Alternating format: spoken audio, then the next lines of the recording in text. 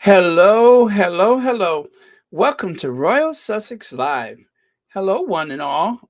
Um, Hello to Verda Sanchez, to Dara Edgehill, Connie Balmer. Connie, you rich? Is that right? You're rich? Okay, that's what's up. That's good to know. I mean, you are in Switzerland. I'm kind of not surprised, but okay, Audrey Teschner, B10 Powell, Rick. Let me see. Lauren is here. Maureen Dalian, right? Rosa Roberts. Okay, Church Nelly. All right, that's cool. Let me see. Elaine Parker's here. Okay, let me see how far back I can scroll. All right, Sandra Rose. Naomi Maria, very good. Hope's Garden, nice. Okay, um, happy Monday. Happy Monday. It's October 17th. So we're just crossing the midway point of the month. It seems like this has been a long month, but I think that's kind of like leftover from September, which is probably the longest September of my lifetime. Simply because of the Queen and it was Mourn Hub. It wasn't Pornhub. It was Mourn Hub because people seem to get off on this idea that they were able to mourn endless mourning, more and more mourning. But fortunately, that is behind us, and it's amazing. Whether it's the neighbor down the street, a coworker, when you're simply not that close to a person, it is amazing how fast normal kicks in because we saw so little of the queen before she died that it um it's almost as though she never died or anything. It's just like, well, it's kind of like when you visit Buckingham Palace, your chances of seeing the queen is small. You may be one of those people who just happen to see the Bentley go out the gate or something like that. But otherwise, you just kind of think, she's in there. So for a long time, I'm just going to feel like, she's up at Balmoral. She's over at Windsor this time. So, yeah, it's amazing how normal everything is. Um, but at the same time, we're still in this transition period. Charles is the new king and everything, but I cannot help but think it is eerily normal, right? It's like, oh yeah, the tides did not reverse. The earth did not tilt off of its axis. Everything is still business as usual. It's like anything else. You still got to get up and go to work. So not much has changed. It's like different, but more of the same. So that's how I feel about it.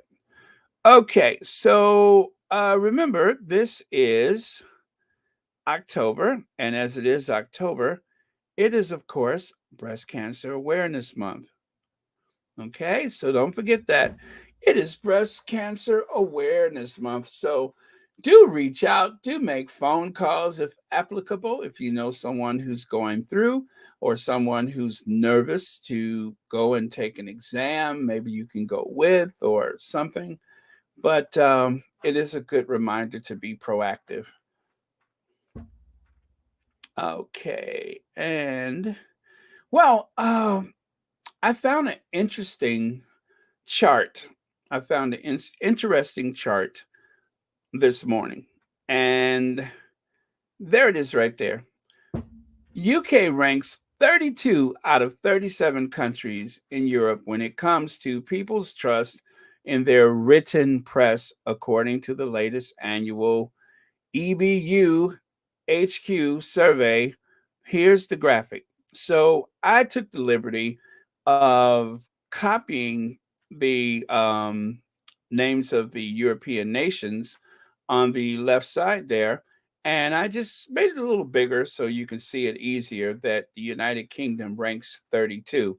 Now, this is only for Europe, and it is for all of Europe, East and West. And as you can see, sadly, the United Kingdom rates just above Bulgaria, North Macedonia, Serbia, Cyprus, and Bosnia Herzegovina. Um, Not to disparage any of those countries, but there seems to be a lack of trust in press in those countries. The most trusted seems to be in Norway, Iceland, Switzerland, Albania, the Netherlands, Finland, Denmark, Portugal, huh, Estonia, Sweden, Austria, Luxembourg, Belgium, Germany, Ireland, Czechia, Czechia. Um, and where else? Italy, EU 20. I guess that's the EU 27 countries. Is that right? Montenegro. Wow. But all the way down there at 32 is the United Kingdom. So red is showing a lack of trust, and the green shows that people have more trust. And then, of course, the gray is, I don't know. So you figure. It just is an indication that the tabloid media,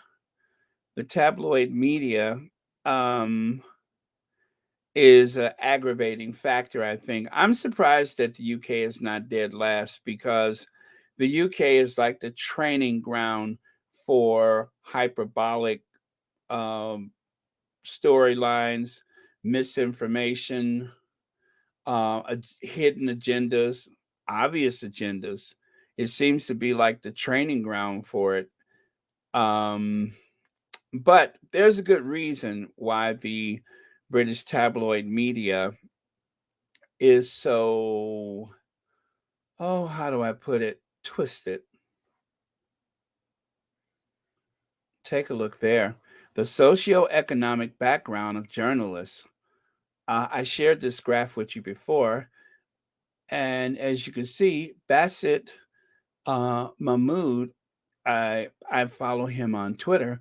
When a narrow section of society dominates our media landscape, it has an adverse effect on our democracy as well as our news values, which stories are told, how they are told, and what's deemed newsworthy and what isn't.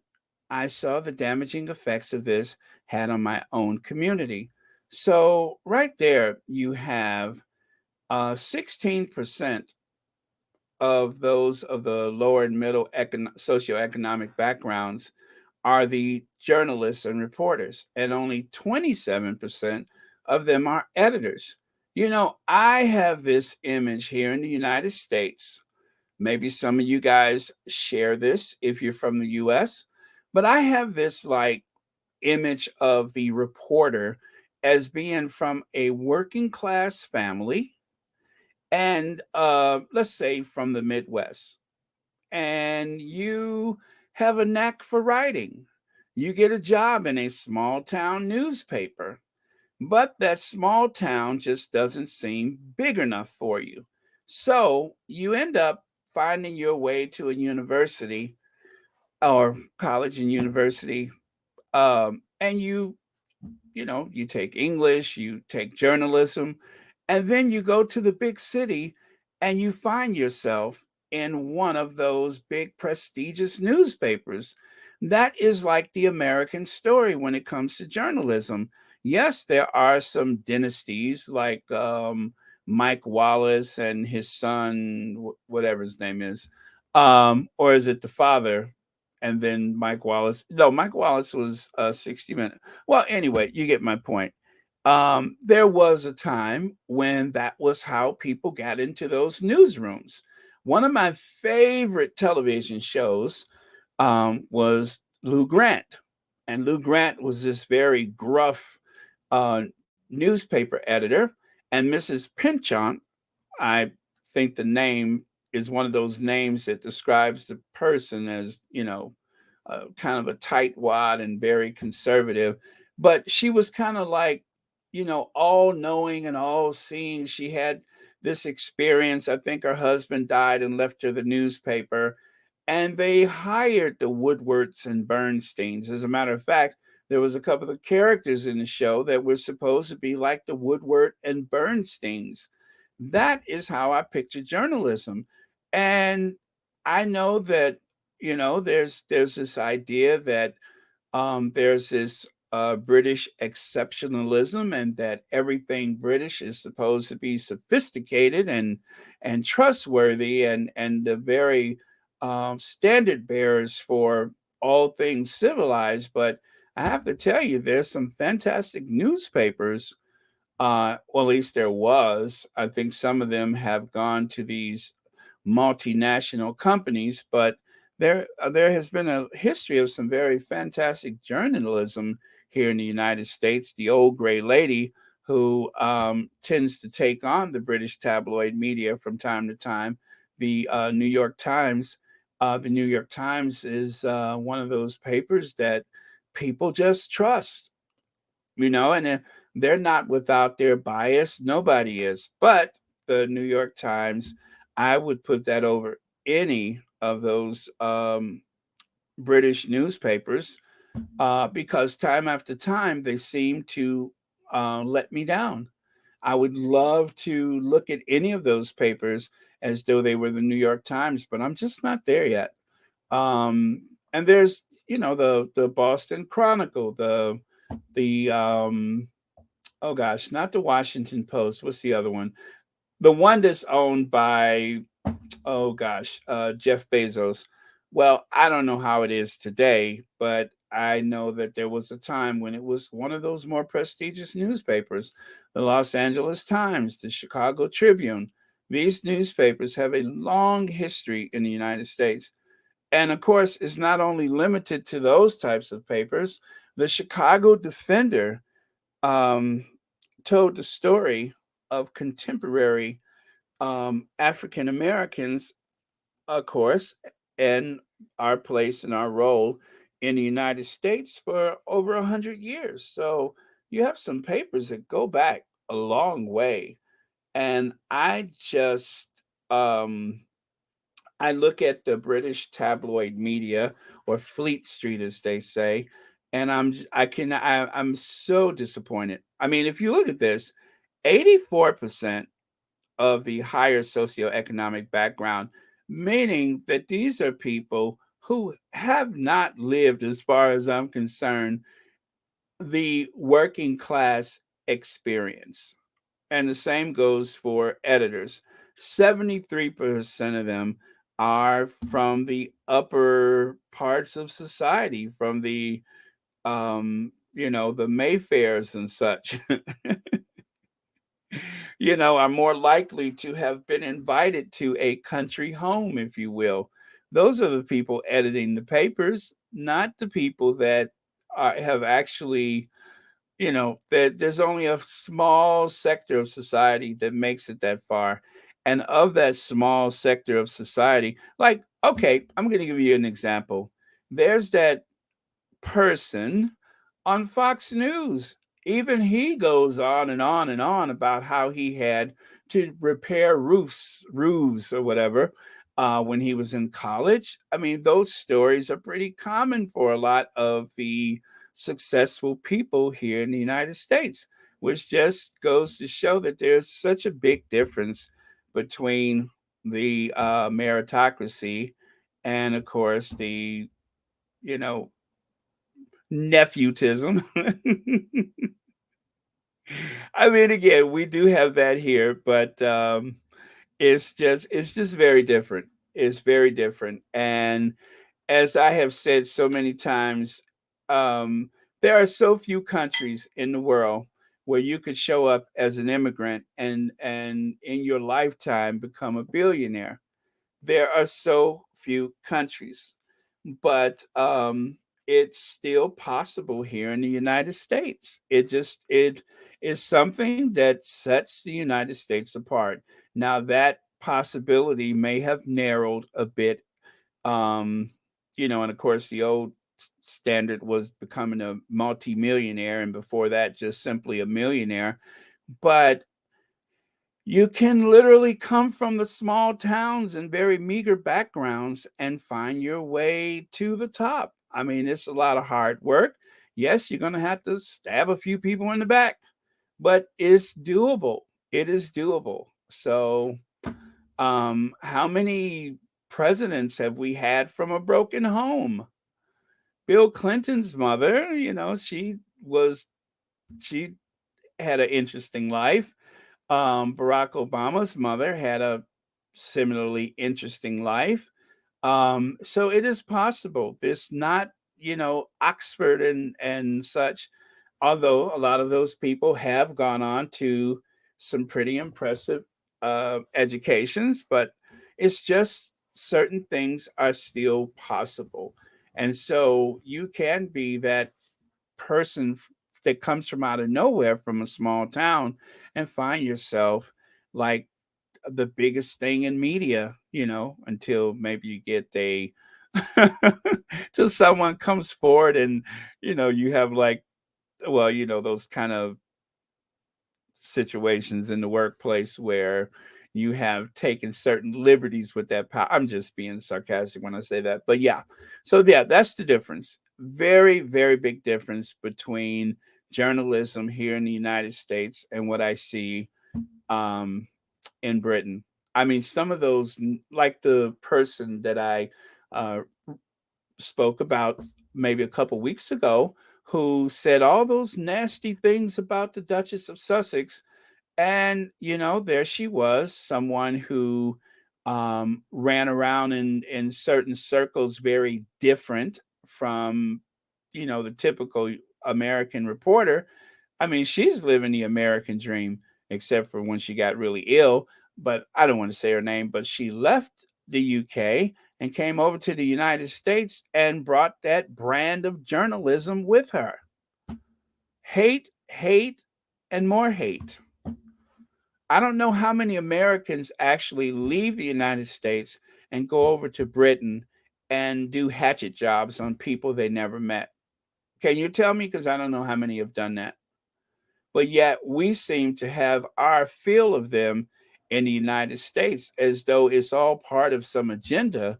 Even if you are from very meager backgrounds, if you want to make it big in journalism, hate sells. And they end up importing that hate from the UK to the United States, or in rare cases, from Australia to the United States. I guess we just don't have enough of that type of hate here to fill the marketplace. I don't know.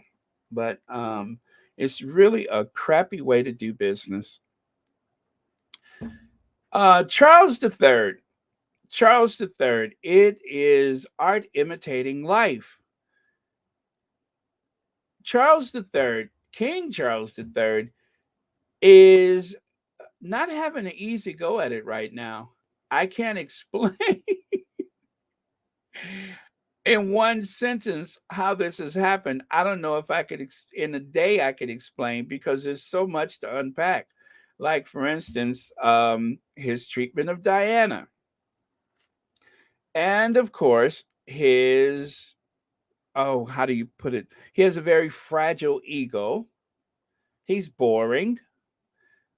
He won't get out of those double-breasted suits. I think that right there is bad energy. Um, he married the person that he had an affair with, and of course, odd as it sounds, he's the head of the church now. They've convinced people. Now there have been several lies. Okay, so Duchess of Cornwall, because we don't want to tarnish the memory of the Princess of Wales. So please call her the Duchess of Cornwall, not the Princess of Wales, which actually Camilla was the Princess of Wales, but she didn't use that title. And then, of course, somehow they convinced his mother to come out publicly on a session day when she knew that she was, ill, and they had her declare, yeah, a session day, I'm sorry, had her declare that, hey, do me a favor, can you just call Camilla uh, the queen consort? Now, I say this because before queen consort, they promised that when Charles becomes king, that Camilla would be, forever known as princess consort, right? A princess consort. And so that was another lie. Okay, the lies keep coming. And now, and now they have this idea that we shouldn't refer to her as queen consort. We should just call her queen, right? Just drop the consort, would you? And so, as with everything else, if you want access, you better do as you're told, American media. If you want access to funerals, weddings, and of course, coronations, you better play along. And you know what? It has worked. The American media, I'm embarrassed to say, our legacy media, in exchange for access, has played along with the requests from the palace or the various houses of Windsor. Embarrassing. Just as I was speaking up for the American media, turns out they plays right along with them. Ask Amy Robach. So there was a play which became a movie which appeared on Masterpiece Theater here in the US on PBS, where King Charles III, some of you all have actually seen it, some of you all may not, but King Charles III suddenly finds himself in a pickle because of a disagreement he has with Parliament or with the Prime Minister. And then, of course, there was someone egging him on to stand up and assert his divine right of kings. And of course, the prime minister is like, if you don't sign this law, we may not need you. And all along, there is this ghost like figure, a recurring figure, which set the mood for the movie. And the other interesting thing, of course, is that Harry meets and fall in love with a black woman. And of course, because it's a movie, this black woman had to be super militant, very different, of course, from real life. But I won't tell you how the story ends. However, it is interesting, some of the parallels to today's King Charles III. So if you have an opportunity to see this, I recommend it. It was very, very interesting. Lex says, I don't know what the US media gets from this relationship. Do they think we don't have enough to talk about? Many people in the US don't care about the UK monarchy, so why do the media care? Legs, I have to disagree about that. It makes for good soap opera. They wouldn't talk about the Kardashians so much if there were not an interest there. They wouldn't talk about the Kennedys if there was not an interest there. They wouldn't talk about anybody if there was not an interest there. So um, there is that interest, and whether or not we agree with it, this whole soap opera and this whole fairy tale, this idea of tradition and such, it's a curiosity. I am curious about it. There are so many others that are curious about it. And whether or not we want to admit it, it is kind of fun and interesting. Now, I have to say, I'm very guilty of that myself. That is such a curiosity. I've followed so much of that stuff only because of Princess Diana. But when Princess Diana died, I, for some reason, I didn't really bond with William the way I bond with Prince Harry. And of course, enters the Rachel Meghan Markle, and then there was a new interest in Prince Harry.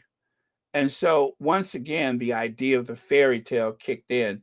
So I would say that there's not as much interest in the rest of the family, and there's a great deal of interest because of Harry and Meghan. And I think the big missed opportunity is that if they wanted to ensure that they brought in a whole new generation of people to follow the royals, all they had to do was show more respect to the Duchess of Sussex. But that is something that was not possible because of pettiness and jealousy. And so it's a missed opportunity. So I will say this much that I agree with is that whatever interest is starting to wane, and of course, the young people, they are the least likely. It was like a fork in the road.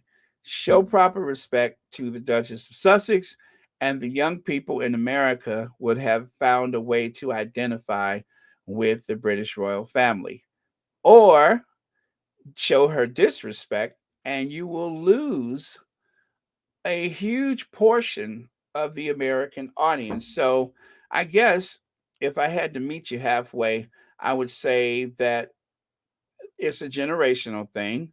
And right now it seems to be a bunch of older, what do you call those? MAGA people, which is usually older women, just happens to be white women that tend to gravitate toward all of this stuff. White men, they don't really care.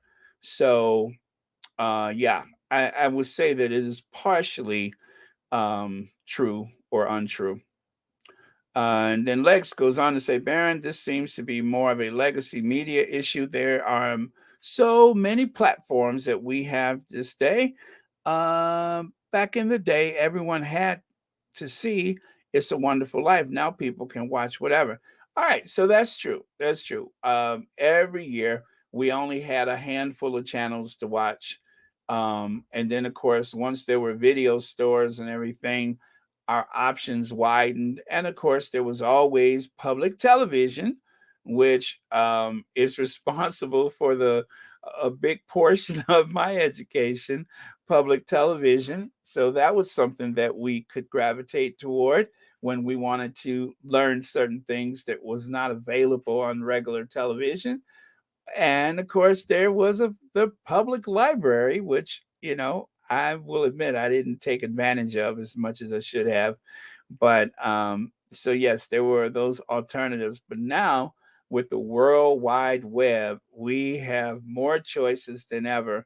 And that is something that is going to work against that institution in the future, is that they cannot control the message, although you have to give them credit for trying, but they are unable to control the message, and they are hanging on to a ever dwindling portion of society, meaning baby boomers who just thought the queen was so wonderful.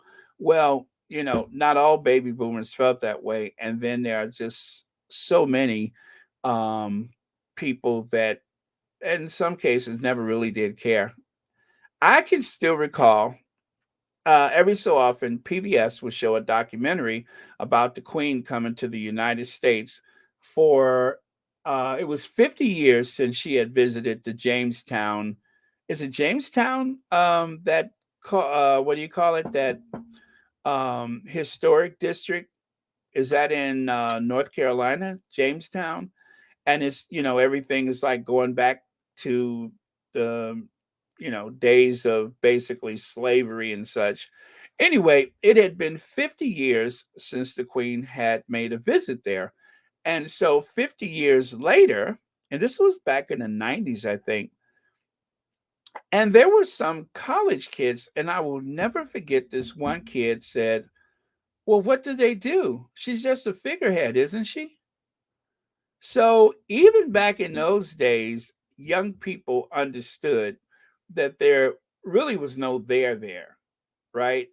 They that was, and I remember how that stuck in my mind when he said that, because there's all this pomp and circumstance surrounding the Queen making this visit to this historic community. Um, oh, it's in Virginia. Thank you, Rosa Roberts. Yeah, so there's all of this fuss about the Queen showing up, and this kid just, he was a college student, and he said, "Well, she doesn't do anything, does she? What does she do? She's just a figurehead." And he just had this big grin on his face, like, why is everybody getting so worked up over this person who really doesn't do anything? I will never forget that. That always, always lingers in my mind, because I remember the excitement I felt for seeing the Queen and all of this history and stuff. Again, that was still part of Princess Diana's legacy, that I had this interest in the royal family. And so this guy just cut right through that in just a few words. He was able to undo 1,000 years of history by asking the question, well, what does she do? She's just a figurehead, right? Just don't get it. I don't get any of it. What do you mean? You don't get what? Yeah. I don't get why we're so obsessed with these humans that are exactly the same. Like, it could be us four sitting there. I just don't get it. But are you talking about what you mean as royals, or as like Kim Kardashian? Because for me, they're becoming celebrities. Well, yeah, to me, that's all they are. The Queen is their celebrity. For me, is brilliant. I love the Queen. No, for duty, responsibility. She's always worked really hard, hasn't I would she? work hard if the whole country paid for me to have like 12 houses and work really hard. They don't pay for all of the houses, but just a few. Okay, so oh man, I never grow bored with that one. I love that. I love that, just like that college kid, she said what so many other people were thinking. And I have to admit, I was not seeing it, although the fact that I can recall, and I'm going to see if I can find that guy, but the fact that I can recall this 25 years later lets you know that it's stuck in my mind. I could not disagree with him, because he was right. And here I am, just like, oh, she's sleeping in the same bed that she slept in 50 years ago. She's doing the same thing she did 50 years ago. And this and that, and so, like so many other people, I was drawn into this whole history lesson that was repeated on Princess Diana's wedding day. I can still recall, and I do believe it was Barbara Walters, and what's that guy's name? Barbara Walters and Peter Jennings. And Peter Jennings just repeating that same history over. And I'm like, oh, this is interesting. Oh, and since the time of William the Conqueror, huh? And this is this, and 1,000 years, I'm just like, I'm just buying into the whole song and dance. And by doing that often enough, you almost forget where the money came from. They left a big hole in the story about where the money came from.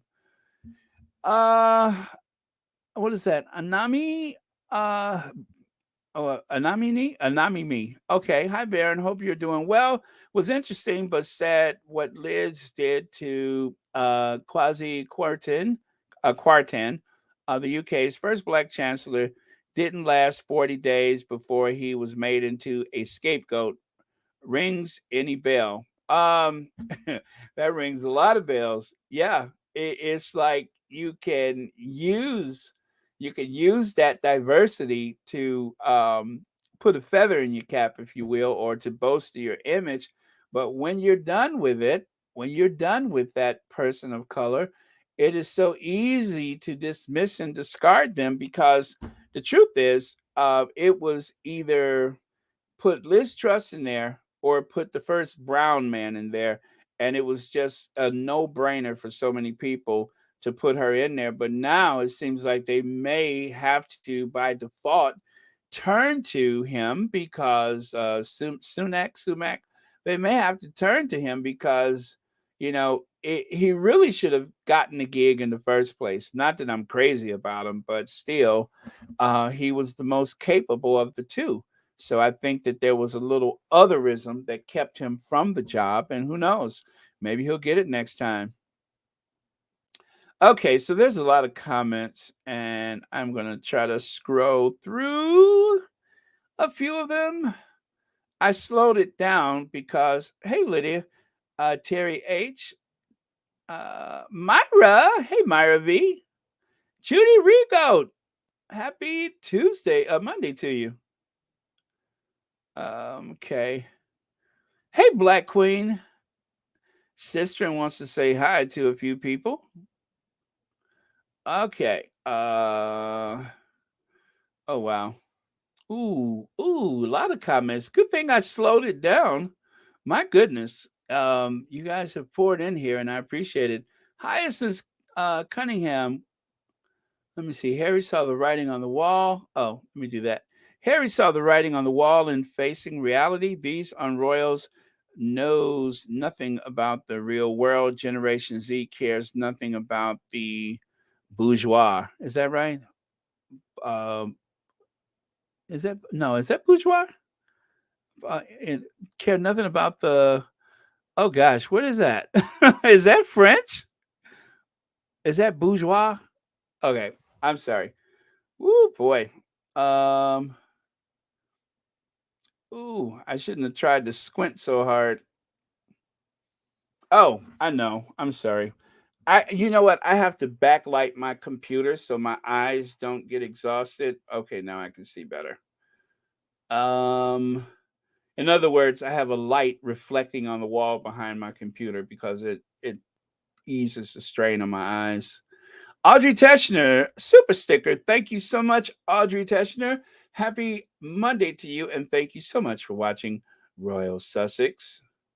And John Newbold, thank you so much for, there you go. Thank you so much for the super sticker, and thank you ever so much for watching Royal Sussex. Happy Monday to you too as well.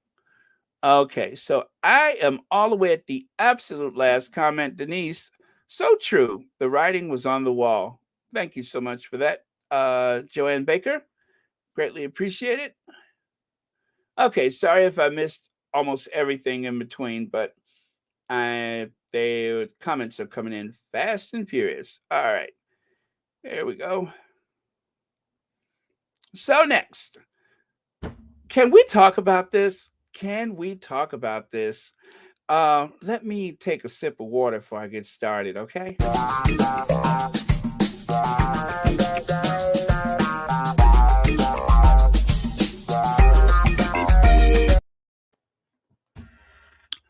Oh, good God, that was delicious. Just some good old agua. Se habla aquí. All right. I don't know what I just said. Let's see. Aquí is here. Se habla. Se habla. Can I have some water here?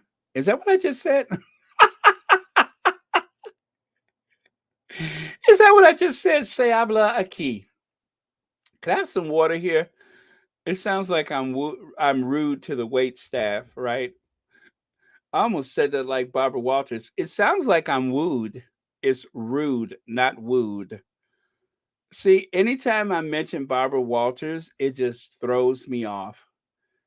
It just completely throws me off. If I say Barbara Walters, then I start, Barbara Walters ring my words. It sounds like I'm wooed to the wait staff, to the wait staff, to the wait staff. Wooed.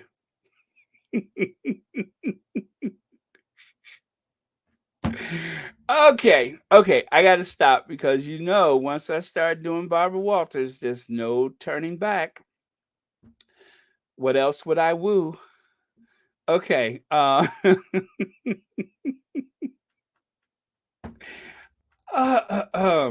me get serious because this is very, very serious stuff here. Okay. I'm sorry. Kathy G says, "What? what? What's wrong? What's wrong, Raren?"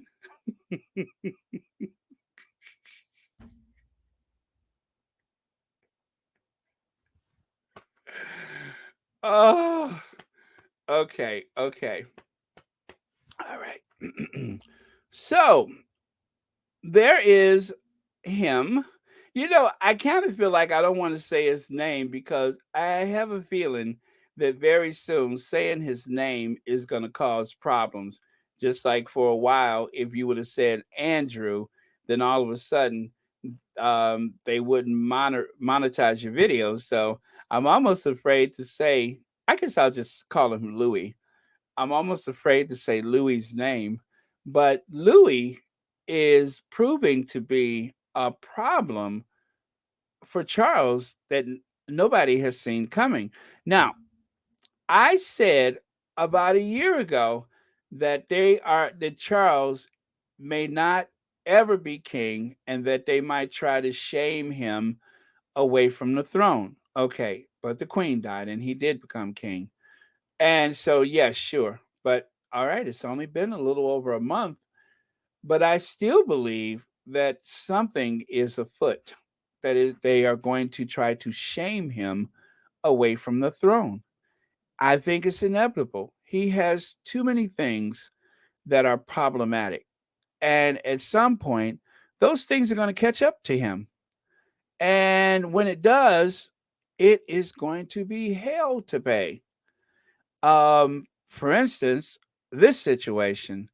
Now, his relationship with his uncle, um, they said that, okay, look at this. Look at this. This was like the preparation.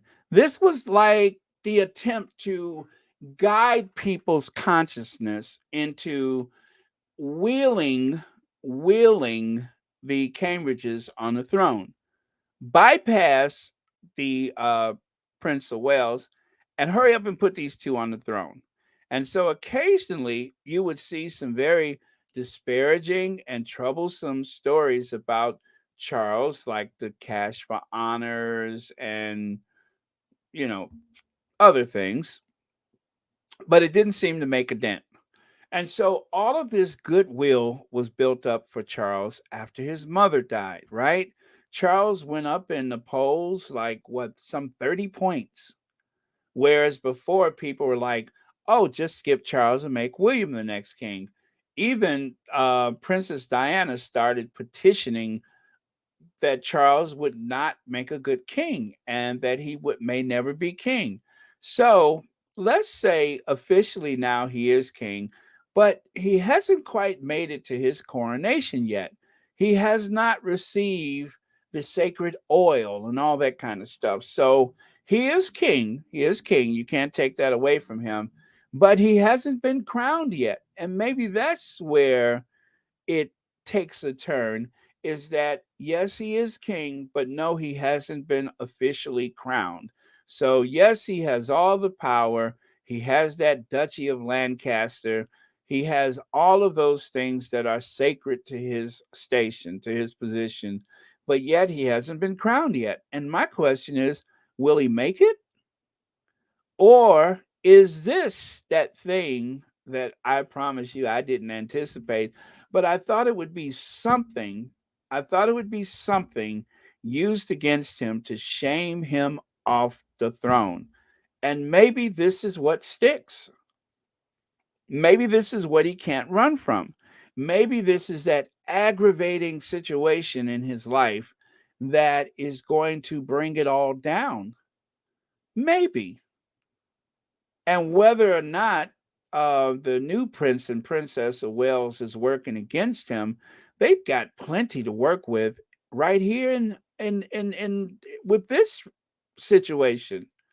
And this is something that has been known about. And of course, let us not forget that other person. And I excuse me if I don't say that guy's name, but you know, he was very close to I'll just say Jimmy. He was very close to Jimmy.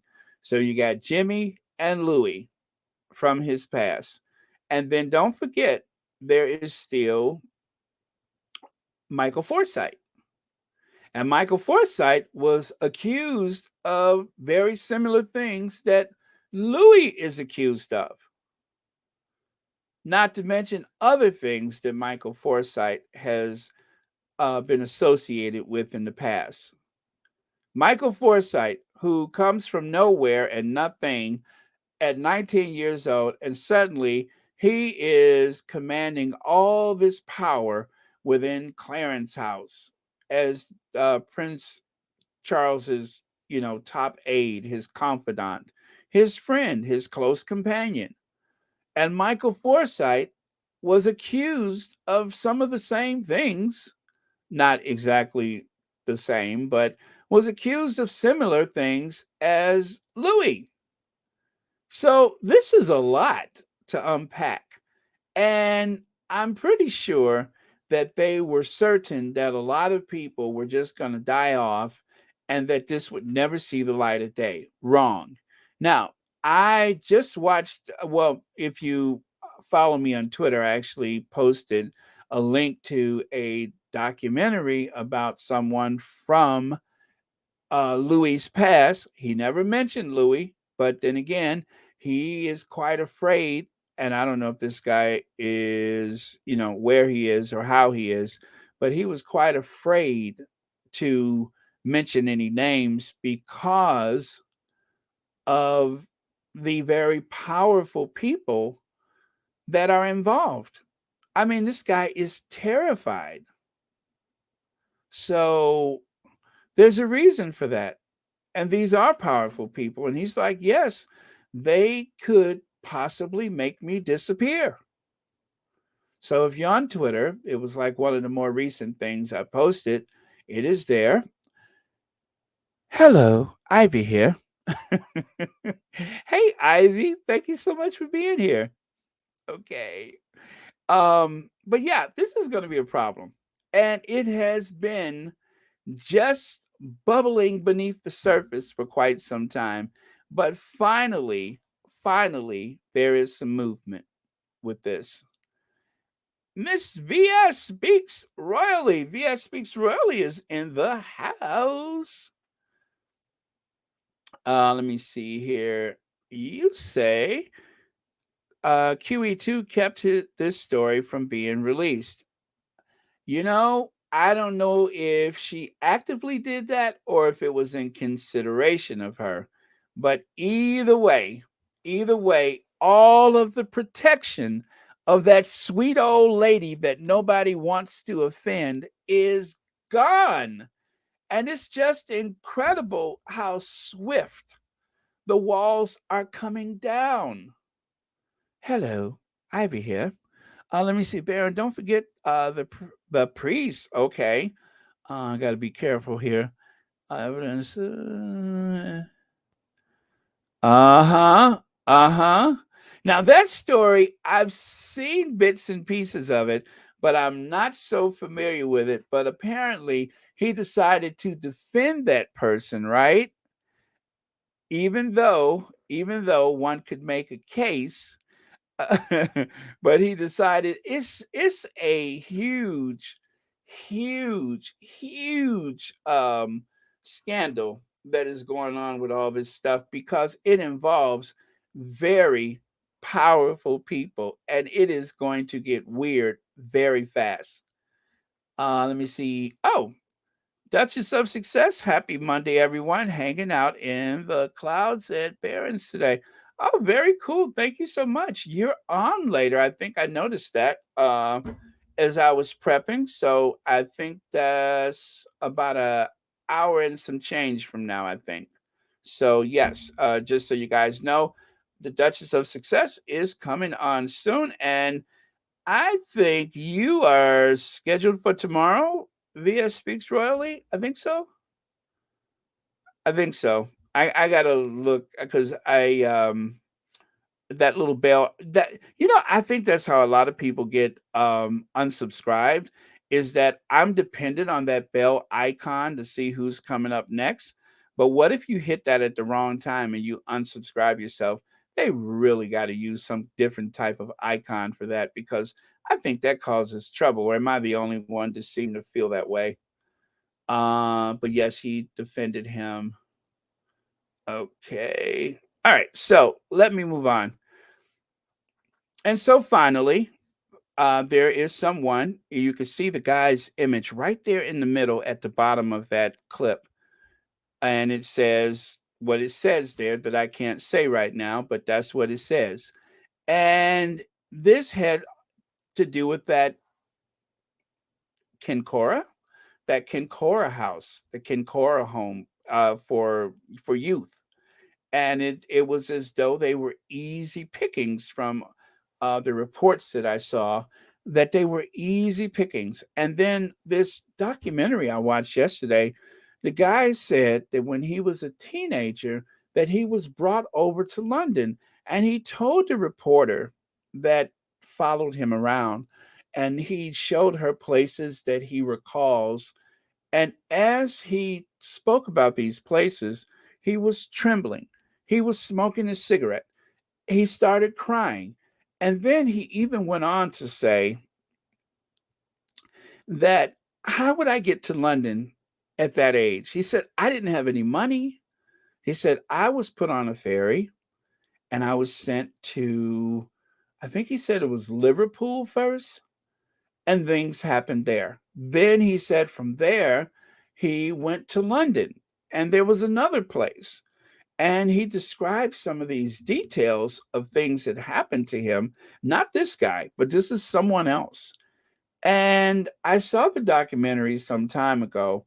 And so now it is going to really get a lot of tags and hits and everything on the social media. So this is only just starting.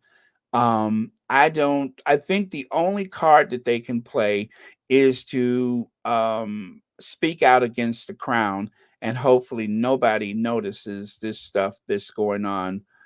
That this case might just die away. But oh my goodness, I would not want to be um Charles right now. I would not want to be him. Um, he's in a tough spot.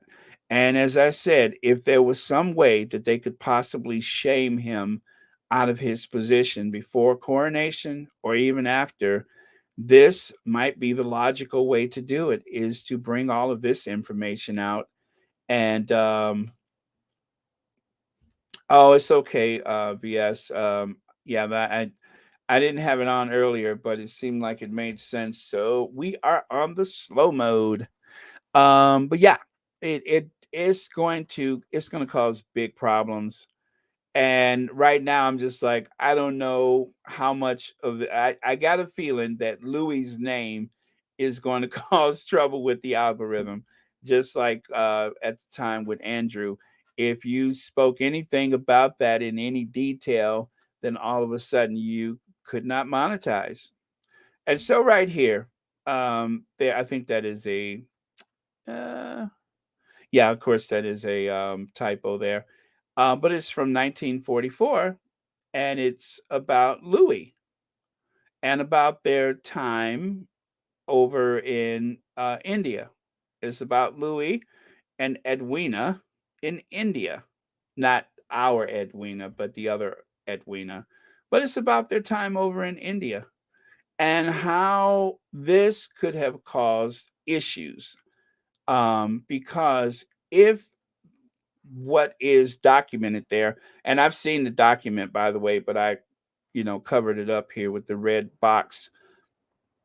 If what they say in the document is true, then that could have been a security risk, because the logic at the time, and even nowadays, because, given the age of some of the people that are speaking out, given the age that they were at that time, if that were true, and it is all alleged because Louis is not here to speak for himself, but if that is true, then of course the logical thing that the intelligence agencies assume is that that person is subject to blackmail.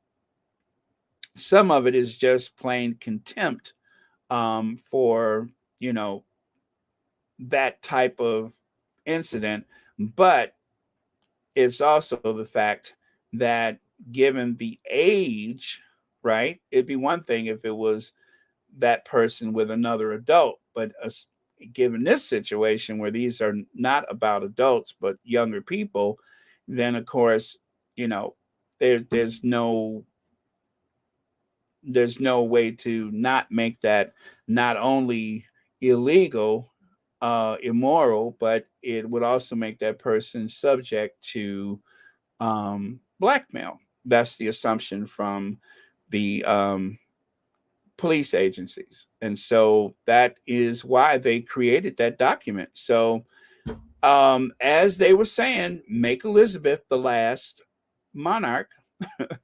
And perhaps that is exactly what's going to happen. You know, Charles is on the throne now, but like I said, he hasn't actually gone through his coronation. And given the way things are going, he may not make it. And from that, you may not even have the other one, because at this time of austerity for some people, to even want to put on a show like that seems like the height of arrogance. President John F. Kennedy meets with Chief of Defense. Meets the Chief of Defense and the British Armed Forces Louis person, first person of, and you know, India and such and such. I just don't want to say too much about him. In the Oval Office, White House, Washington, D.C., 11th of April, 1961. And so, on the one hand, you got John F. Kennedy meeting with this guy, right? He's meeting with this guy, and yet JFK knows about this. I can assure you, that he knows about this. And so, again, it'd be one thing if it was just that you were into a same-sex partner. And of course, that would still, in those days, have made you subject to scrutiny. But given the fact that not only is it that, but given the age, I mean, that was just outrageous. But this is the person the British government sent to represent the Queen. So he showed him the proper respect. But the police agency here in the United States had this document. So, in case that person was compromised because of their behavior, at least we would know why, right? So, oh man, it is choppy waters right now. And I just have to say, it couldn't have happened to a better person. What's that, Amy Andrews? Are you looking at his body language? Is that "Don't Touch Me"? Oh boy, let me discreetly look at some of your comments. The institution have no moral compass. Is a shambles uh, as to hide this and not have any care for all of those young people. Um, After the fact, disgusting. Mandy Trawl, I agree with you. 100, I agree with you. And of course, that Jimmy person died, and that came to light about this person's activity. Yes. Oh, you know what? Oh my God. That particular documentary, was that on Netflix? I watched that one, and I tell you, I was doing okay until close to the end when they started talking, graphically about stuff, and I was just like, all right, this is a one of. I'll never watch this again. It was very, oh, ugh. I just feel that weirdness on the stomach thinking about it. So anybody who hasn't seen it, I promise you, at a certain point you start getting sick on the stomach, and it wasn't really that graphic, but it was enough for some people. And so I wouldn't recommend, if you're sensitive to that, I wouldn't recommend it. Uh, let's see. Joan Garcia says, Baron, it's so encouraging to see Ivy, VS Speaks Royally, Duchess of Success, official Lauren Brown, etc. Support Baron and Squatties on Royal Sussex. We are a force. Yes, Joan Garcia, it is very, very good to feeling to see this. So I am appreciative, and thank you so much for the super chat, and thank you for being a member and watching Royal Sussex. So yeah, I am just trying to be very careful with this subject because this is just, you know what I mean. It's one of those things. Phyllis Johnson says, "What I don't understand is why did they put in a person like Liz Truss when she openly said she wants to get rid of the monarchy? Can you explain, Baron?" Yeah, because they didn't want the brown guy. That's it. They didn't want what is his name, Richie Sunak. Sumac. They didn't want him. She's been around, right? And she had worked her way up, and she's a good talker. You know, when she gets going, but when the heat's on, she has a way. Someone described her speech pattern as being kind of flaky, you know, and she hits all the bullet points and everything, but I don't know enough about her rise in her career other than the fact that she's been in the thick of it for a long time. It's not like she had an elected majority or anything. She doesn't have a mandate for her power. She just kind of had been there, you know, and I don't really have an equivalent here, except for sometimes, you know, we may have someone like a John McCain run for president much later than he should have because John McCain was showing his party loyalty. And so, very different case. But my point is that party loyalty, sometimes it blinds people and it goes a long way. And again, it was either that or the brown man. And so they chose Liz Truss. So that is my best explanation. But again, I'm not so well versed on how the elections work over there because um, I know that the prime minister, unlike the United States, the prime minister is a member of parliament. In the United States, the president is not a member of Congress, and that's the big difference. You know, the head of state is supposed to be King Charles, right? Our head of state is the president. So the president would usually ask permission to go to Congress or at least alert them that he's coming or she's coming, or the president would have to get permission from the Congress to even speak in front of the Congress. And the president, um, it's like the president is trespassing if he doesn't have, or he or she doesn't have an invitation to Congress. So that's the big difference right there. But thank you so much for your question. Oh, sorry, got that one already. I am so sorry I'm not keeping up with your comments. There are so many of them. Camilla is distributing the Paddington. Oh, I saw that. The Paddington Bears, the Queen subjects left at, oh, good on you, subjects. Boy, are they uh, trying too hard. They're trying hard to remake her. Uh, Charles Weak Spot. Yeah, they are trying hard. Thank you so much. Denise Marcus says, too much of this keeps leading back to Palace. They are something crazy. Filthy bunch with appetite. Oh, yeah.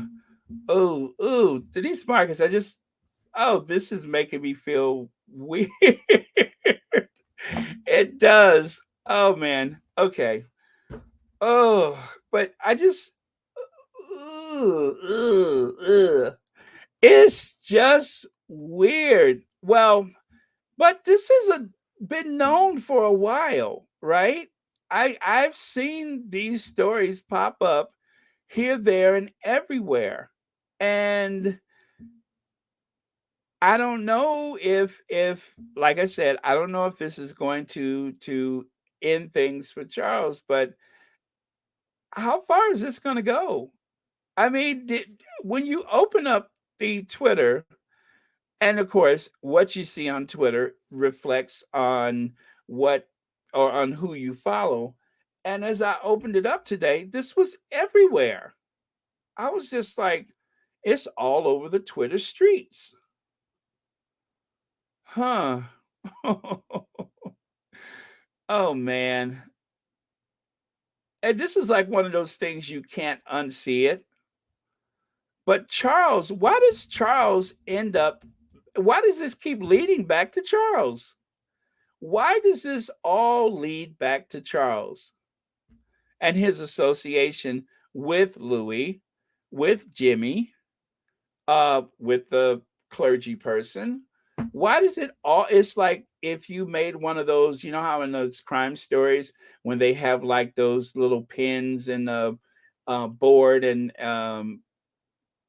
bulletin board, and you have like the red threads, and you just like make those connections.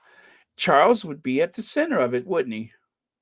Oh, I'm sorry, I didn't even look at that. Remember, Louis was all over, mm-hmm, all over Philip's orphan. Uh-huh. A C-Mac. Oh gosh. Right.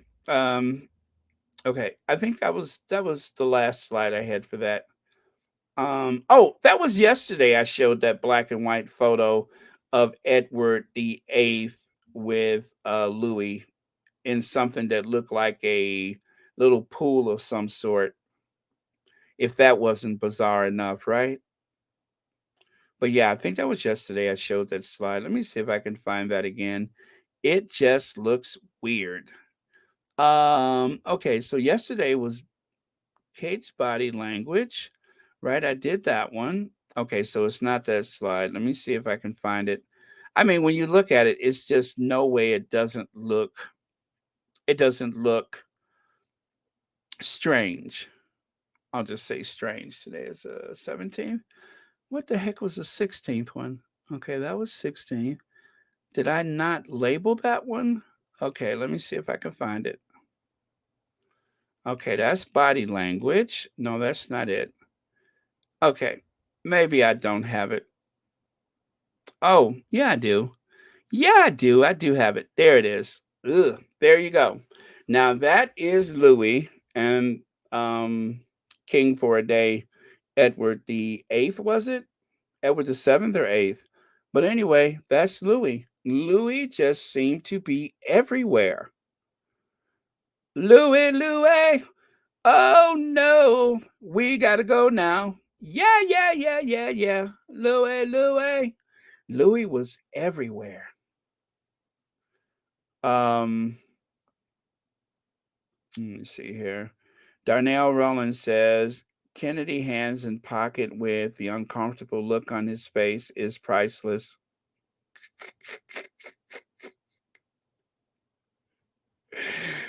Oh man, it's the look of "Don't touch me," which is interesting because William does that a lot around Kate, doesn't he? Oh man, you guys, I'm not gonna lie to you. This is very uncomfortable for me.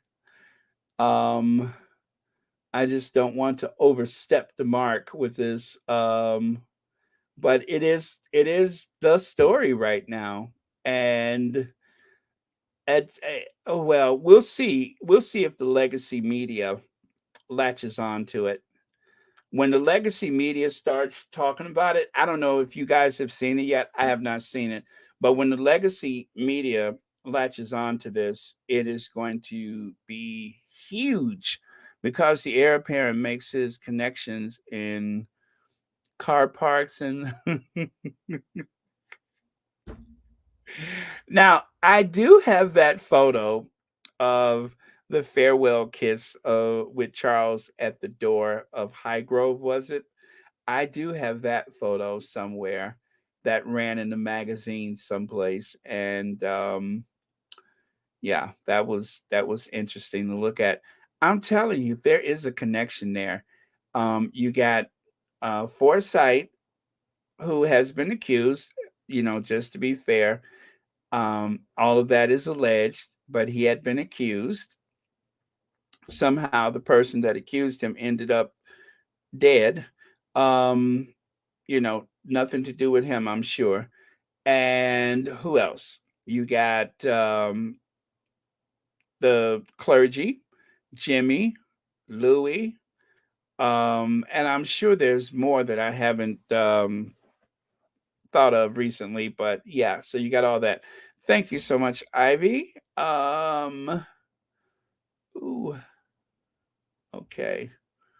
Okay, lots of comments, you guys. I really appreciate it, but I'm gonna have to scroll past so much of it, Baron. This has been a story for a long time, but QE2 buried any talk to protect Philip and Charles. And wait. Philip, didn't Louis go to that school, or didn't Louis suggest that school for Philip? Am I getting that wrong? Was Louis instrumental with that school with Philip? Oh man, it's running together in my head right now. I remember Louis went to visit Charles. And at the time when I saw that, I was just like, um, oh, yeah, I'm sorry. That is a weird photo.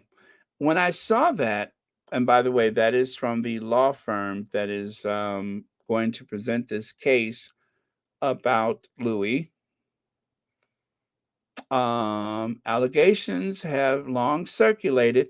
This is the first time accusations of that against Lord Mountbatten, King Charles' great uncle, will be aired in court.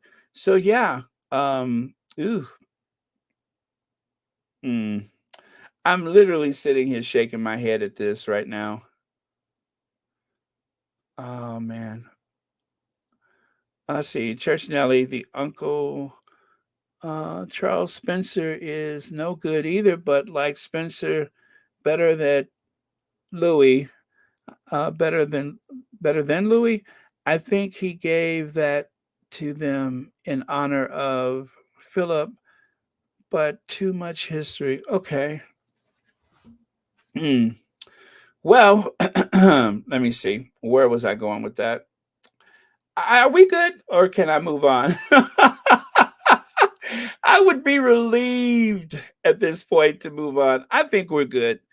This is going to be a wait and see, and let's.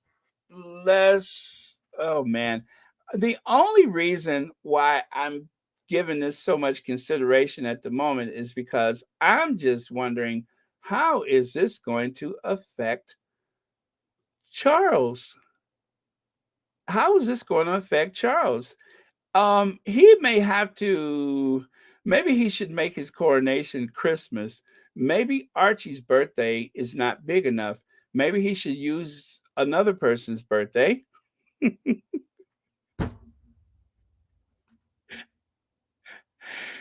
Maybe he should do it on Christmas. Maybe he's not reaching high enough on when it comes to birthdays. Maybe Christmas is better, huh? I'm just asking for a friend. Maybe Christmas is better. I'll have to get back to my friend with his response, but yeah, maybe he should try a much higher birthday. Not that you got the King Louis and then you got the King of Kings. So maybe he should try a different birthday. Maybe that's the problem, is that he's not reaching high enough. Now, if you choose another birthday, maybe we'll forget about all this stuff. Mm. No wonder his mouth always looks so rubbery. How does this man sleep? I don't know, because it's just like any day now, you got to be waiting for the shoe to drop. Oh, yo, uh, Louise, I didn't think about that. Yeah, you're right. They have that in their name. They have that in their name, and that's unfortunate. Oh yeah. Um, but maybe people just call them Prince Archie and Princess Lily. Although I don't know if I want them associated with this twisted family any longer. Okay, thank you, Veronica. Quick. I agree. I concur. Okay, let's move on. I think we are good. Take one more look. Yeah. Okay, let's move on. All right, so there is this going on. Let me cleanse. Oh, I'm gonna need.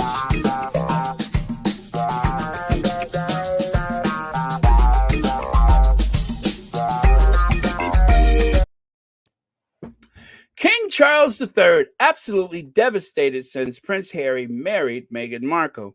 King Charles III is absolutely devastated at the way his relationship with Prince Harry has changed since his son married Meghan Markle, a royal expert claims. Oh, there it is. A royal expert claims. The Daily Mirror, oh, it gets worse, right? The Daily Mirror reports the monarch is understood to be heartbroken by how his relationship with the Duke of Sussex has changed since he married Meghan Markle. Well, if he's heartbroken, if he's upset, how about if his mom died in a tunnel in Paris? That's upsetting. How about his stepmother and his father tormented um, the queen? Yeah, what if what if Prince Charles had a stepmother and Philip? Well, I'm not sure that didn't happen now, am I? But what if the queen had been tormented by situations out of her control? You know, at least the queen had a whole infrastructure to fall back on. Princess Diana had to fight against that institution. And so, yeah, if there's somebody upset, I don't think, and you know what? This is just tabloid fodder. So who's to say whether or not that is a real thing? But I will say that if there is any chance that it is real, you have to consider and try not to use the tabloids to make us look the other way, but you have to consider what those kids have gone through. I don't feel as much sympathy for William, obviously, since he took the opportunity to throw his mother under the bus or throw her memory under the bus to try to, um, I guess, gag her words to suppress her message after she died. But as for Harry, who seems to be the only one of the two of them that is actually serious about carrying forth his mother's legacy, I would have to say Charles has no right, if that is indeed accurate, he has no right to expect any sympathy over his relationship with Harry. Harry has had to shoulder the burden of his mother's untimely death. Nobody else in the family seems to care about it except for Harry. Harry is the one who speaks of Diana in glowing terms without glossing it over to put the institution first. So I would have to say that Charles has no right to be upset if indeed he is upset. So again, this is just tabloid fodder, but it does matter. And I'm going to tell you guys why it matters, because these headlines, you don't even have to read the story, but these headlines are designed to present a narrative to people that can transfer into hostility against the Sussexes. And that's why these headlines matter. You don't even have to read the story. But as you're going through social media, and I've had so many people that, well, let me put it to you like this, people in my family that don't necessarily follow even Royal Sussex. They don't necessarily follow the royal family, but because of the occasional interest because they may watch a Royal Sussex video, all of a sudden their cell phones, tablets are inundated with negative stories about the Sussexes. That's why I say these headlines matter, because it is further erosion of the Sussexes' images among people who may have been on the fence, but because they are being inundated with all of this negativity, it has a way of wearing people down to the point where they start repeating, I don't know what it is about her I just don't like. Now, that's not likely to happen within my family, but that can happen with other people. So it's just, I don't know how you remove that from your devices, because every time you find one way to block the incoming news, then it will pop up another place. It's like whack-a-mole. Whatever you do, you're never going to rid yourself of it because it just keeps popping up. But hopefully, there's something that can be done about the negative headlines, because I think the headlines are detrimental. It is like a constant message board telling you to dislike someone or telling you to be suspicious of someone. Very unfair. Oh, how awfully humiliating. He repels her like one would a wasp swats her hand away as one would something you despise. Um, as you know, yesterday I made a body language video about the two people there, Will and Kate, and I got into all of the finer details about their relationship and all that kind of stuff, because I thought if those other people on the social media can be a body language expert, then why can't I? All you have to do is just point at every little inane detail. And like this one here, why does the back of her hands face forward?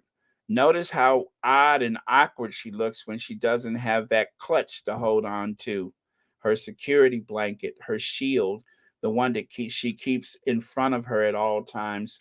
See what I mean? I'm a body language expert. Anybody could do it. Now, this is like an official tabloid body language expert, and as usual, it's the evolution that is of Kate from being this very shy person with the clutch to this engaging person that looks directly in Will's eyes. But the only problem is he still doesn't look at her.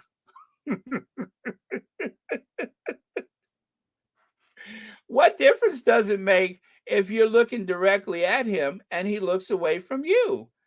I don't know how, you see what I mean? When they're supposed to be helping her, they actually embarrass her. Right. Ew, you're touching me. Um, and look at the one there on the right. See the photo on the right? She has that hand up to her chest, nervous, fidgety, don't know what to do. She's got that designer bag. Don't forget to show everybody the bag. Well, you guys know the name of that bag, right? Me either, because nobody cared, because Kate has it. It doesn't matter what Kate wears. It doesn't matter what bag she has. It's not going to go viral. There's not going to be massive searches for what is Kate wearing, because nobody's interested and nobody cares. Rosalind Gatewood says, Baron, that is something Charles and William can't stop. That's why Harry was angry at them. They have never tried to stop the headlines. Exactly. They encourage the headlines. I believe that they brief against the Sussexes, and whatever message du jour is the message that goes out. Yeah, they are so in love with each other. So, okay, you know what I tell you? Let me just be shady and cut to my favorites. Oh yeah, this is one of my favorites.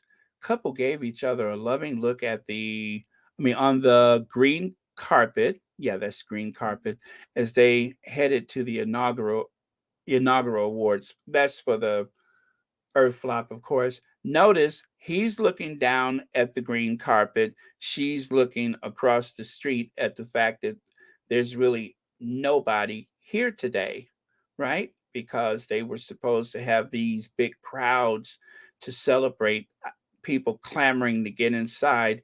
And instead, there was just that little family in the back there on the way to Waitrose. Everybody else is on the other side of the gate. So flop, flop, flop.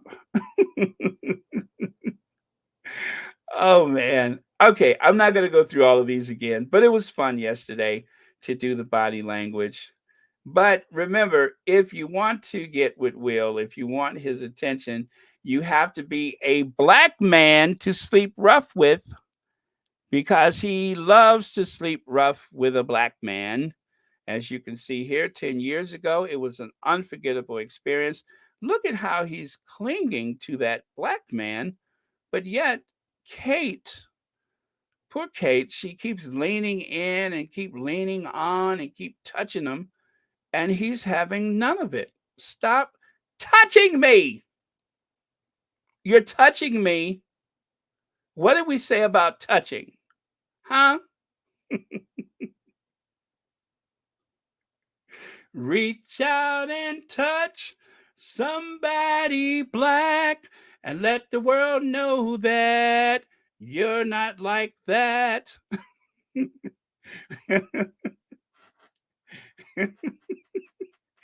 Reach out and touch. Anyway, reach out and touch somebody black and let the world know you're not like that. Okay? That's Martin Luther Cambridge. Reach out and touch somebody black and let the world know that you're not like that. Take a little time out your busy day to touch a Negro along the way. Okay, I got to stop.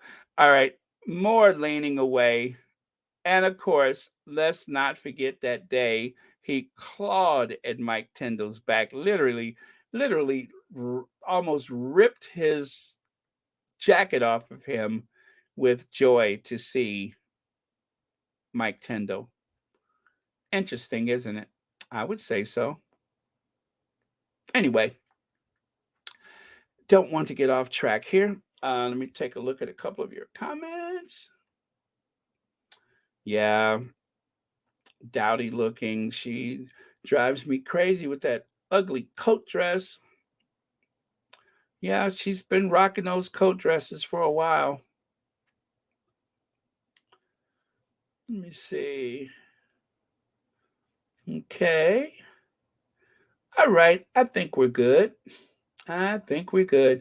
So don't forget, you guys, as you go about your day, make sure you reach out and touch somebody black so the world will know that you're not like that.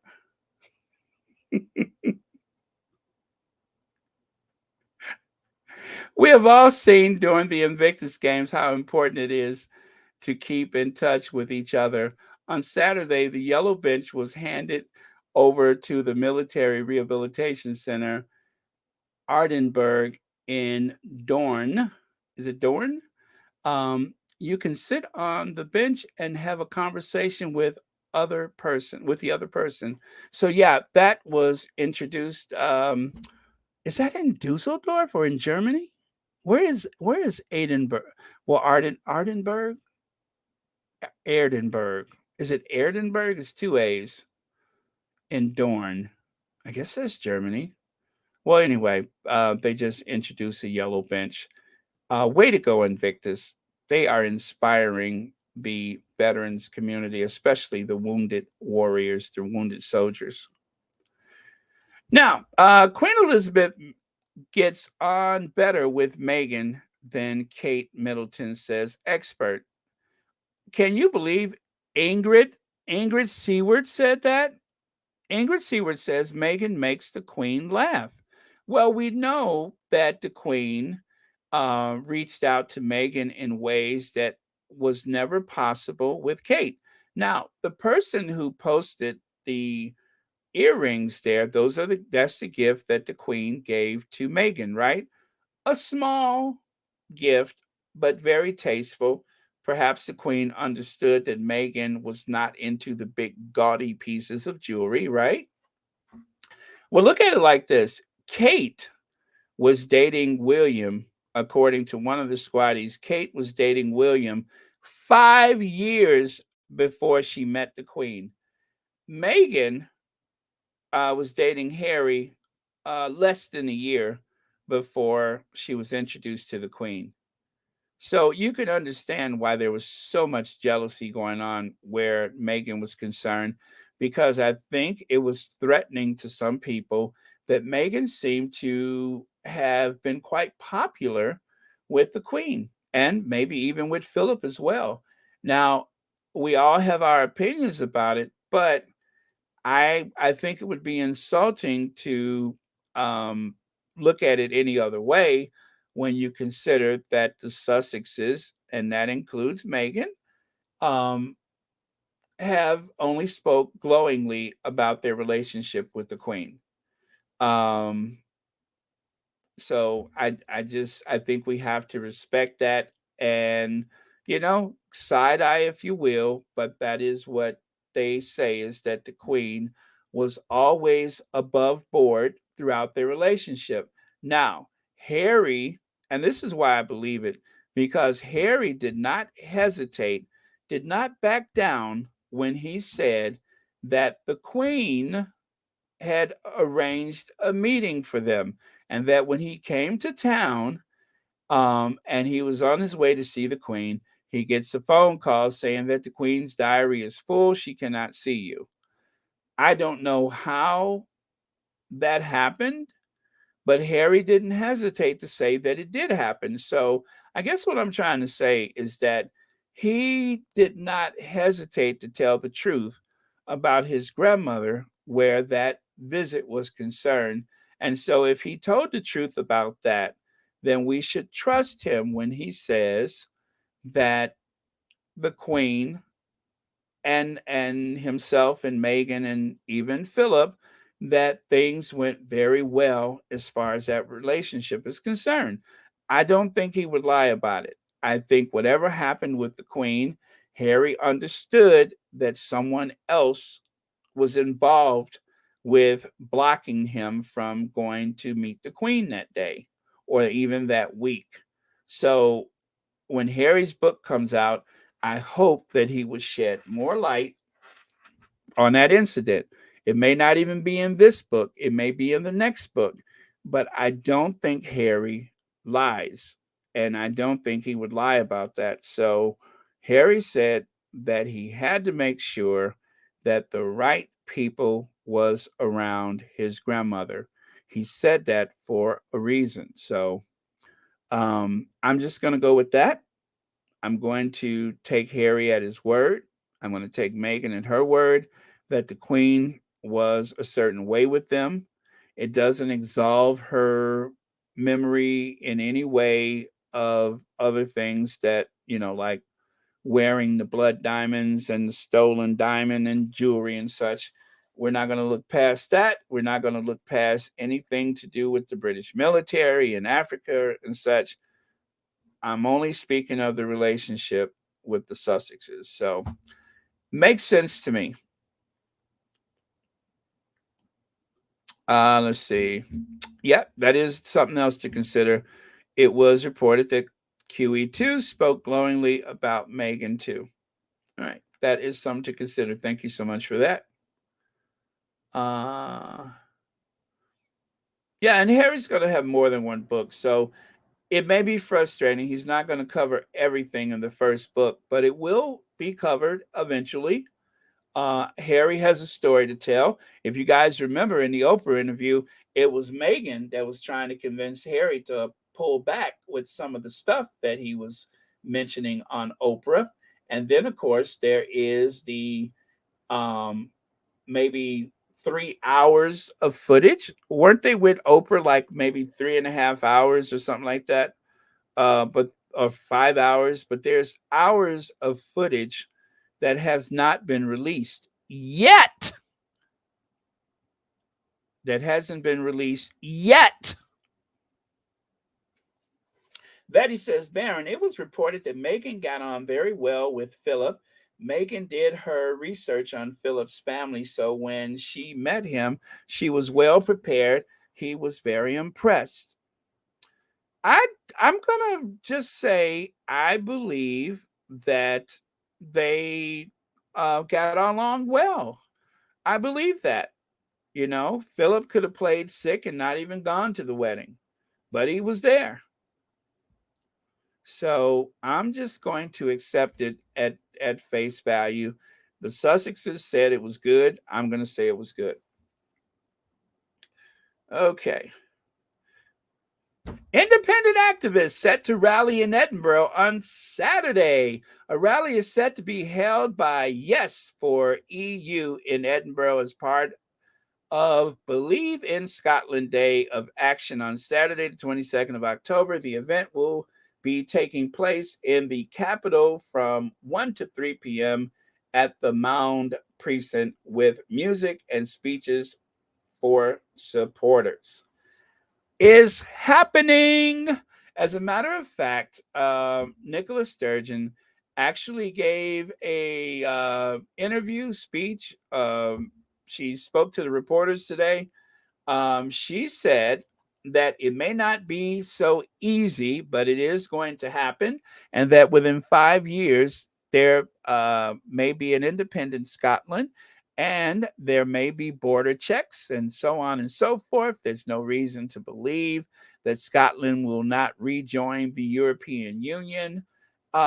She laid out her plans, and it sounded mighty good to me. It's not going to be easy for everyone. They may have to introduce she said they're going to introduce a new currency at some point, but this is why this is so. And Nicola Sturgeon said it herself. She said, whereas other countries have had independent movements and had gained their independence without any autonomy, right now there is some autonomy within Scotland. They do have a parliament. They do have a first minister, which of course is likely to become a prime minister rather. And so you got all of these things in place. So they're not starting out from scratch. They have lots of services that are already autonomous to Scotland. So they're not starting from scratch. So it won't be as, but there may be border checks, okay?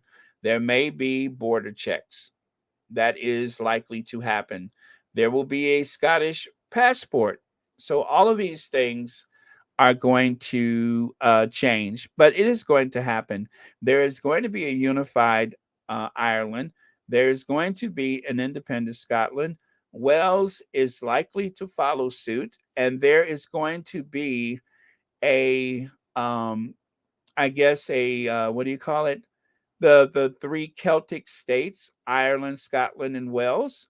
They will have like their own like autonomous zone where they will trade within those three nations, I believe. So there will be some safety in numbers, but they will live outside of the shadow of Downing Street. They will live outside of the away from the weight of the British Parliament. That is going to happen. Sorry, Charlie. Where have I heard that? Sorry, Charlie. Okay. Royal rivalries fought out on small screen as Prince William's Netflix show takes on Prince Harry's Apple TV. Lord have mercy. They thought that William, because of his superior breeding, because of his inevitability of becoming king of the United Kingdom and all of the foreign realms and such, they thought that William was going to really sock it to Harry on the small screen. Remember that? And now, now they're like crapping all over the Sussexes because of their lucrative contract with Netflix. Well, wasn't William trying to make a big splash in the United States using Netflix? I mean, I didn't see it, but is it true William was on Netflix? I don't know anything about it because I didn't watch it. But according to this story from 2019, William was on Netflix. What was he talking about? Was he talking about something? What was it about? Because I don't recall. It must not have gone far because if you think about it, does anybody remember? I don't remember anything about William on Netflix. Did that happen? Netflix turned William down? Really? Okay, because one of the squatties posted this headline, and I'm just like, what Netflix? Okay, maybe there was a conflict of interest or something. But whatever the case is, executive producer, His Royal Highness Prince Harry, made quite the impression on Oprah Winfrey's Apple project, which of course was the Me You Can't See. Well, I guess it's their project, but Oprah waited patiently for the opportunity to work with Harry because she believed in him. So, oh well. Sorry, William. There on the right side, it says Prince William angered about Crown dramatization of his mother's interview. William, stop trying to suppress Diana's message. She gave that interview for a reason. She was going to do an interview anyway. Why are you still talking about this? It's happened. He's trying to cover for the tabloids. The tabloids have done a lot to damage the reputation of the Sussexes, but still they are thriving. But William had to sign on to that invisible contract to make that happen. Well, I guess his big problem is he's not getting his money's worth. Let the buyer beware. Hasn't he ever heard that before? Let the buyer beware. Or as Barbara Walters would say, let the wire be wait, let the wire we wear. Let the wire we wear. Let the wire we wear. Is it woo that you let the wire we wear? Oh, that's bad. So, a house divided the Crown trailer for. I'm sorry. A house divided the house divided. See, I gotta stop talking about Barbara Walters. A house divide. A house divided. The trailer for The Crown season 5 arrives this Thursday. And of course, if you look at the bottom there, the first posters for Netflix The Crown season 5 starring Elizabeth Debicki, Imelda Staunton, and Dominic West have been released. Okay. So on the left side, you can see Charles and Diana. Wait, yeah, Charles and Diana, and of course the Queen. But take a look on the right side. If you look in the background, you notice the wall is there's a big crack in the wall there, and that crack is symbolic of a house divided. Abraham Lincoln said, "A house divided cannot stand," and so the house is divided, and the House of Windsor was threatening to go crumbling into the ground. Well, everybody thought that that might be the end of the royal family, but no, they managed to persist because they still had the two princes to sell the message of the royal family to the world. So they rode the popularity of Harry and the other guy. Let me see. Kat Harlem says Willie was trying to get some documentary on streaming service. He was turned down by Netflix and Amazon Prime. It aired on BBC around March. Uh, oh, oh, that. Oh, is that the one that nobody watched?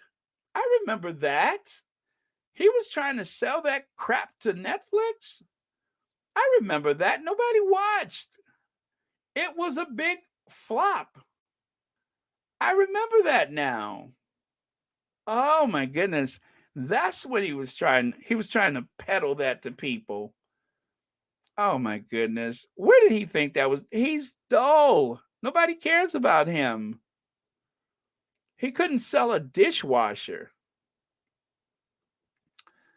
So this is the actor who's playing John Majors, former Prime Minister John Majors. So this is the big issue right now, is that there was talk that Charles was trying to get John Majors to convince his mother to abdicate. And they made a big fuss about this on Good Morning Britain. Oh, the people in the United States, I'm just afraid that they don't know the difference between a documentary and a dramatization. Give us some credit. We know the difference. Do you guys remember back in the 70s, there were all those docudramas about the Kennedys? And even in the 80s and the 90s, all of these docudramas about the Kennedys. I don't think it changed my view of the Kennedys. I know the difference between fiction and a dramatization compared to an actual documentary, or even with a documentary, it doesn't necessarily make everything true. It's just documenting known facts, but it's not everything. Nothing is more compelling than a lived experience. So I guess if you look at a documentary about who killed Marilyn Monroe, every time you turn around, there's another theory. And so this is just one of several docudramas about the royal family. This is just one of several. This is a series that was created as a dramatization of the Windsors, right? There are going to be more. You had the King's Speech, for God's sakes. I don't understand what the fuss is. Like, that is going to change our opinion of. We already know that Charles is awful. We already know his history. We already know how he treated poor Diana. Why are you trying to make us forget? Why are you trying to roofie us, figuratively speaking? Why are you trying to roofie us? We already know. We lived it. The people that it matters to have lived it. We remember. We're not forgetting. So stupid. What? And then, of course, all of this outrage. Oh, the Americans, they won't know the difference. The Americans don't. We do know the difference. We know that you are trying to hoodwink us. We know the difference. We're not stupid. We know you drove that black woman out of that family. Now, then they're going to try to convince us that that didn't happen. Better be glad Netflix is not toying around with that subject yet. Because in the future, there's going to be more stories about all of this stuff. John Majors is in the bed with the royals. Thank you, Joanne. Drama based on historical facts is what Netflix is doing. It is not a documentary on the royal family. They are doing Netflix marketing for them. Thank you, Joyce Bose. And even the guy that was on Good Morning Britain said, yes, I'm still going to watch. He said, one thing has nothing to do with the other. Yes, I'm still going to watch. No matter what you say, I am still going to watch it. It is like the quality the quality of the Crown is outstanding cinematic quality with every episode. Netflix is spending top dollar to get the best quality results. And I guess that is what bothers them, is that the cinematic quality makes it more compelling, makes it more convincing. Now, I have said time and time again, this is me. I had said time and time again that I believe that when the Queen, I use that as an example, when the Queen and Netflix had the conversation with Margaret, when Margaret was turned down for getting more involved with royal duty because Margaret had aged out of the process. Now, I kept saying, if that conversation took place, I said, I believe that conversations may have been had and so on and so forth, but I don't know that the Queen sat down with one of her aides or men or one of the men in gray suits and had that exact conversation with Margaret. I mean, am I too dumb to know that there were no cameras around when the Queen kicked her sister in the shin, figuratively? No, I don't know.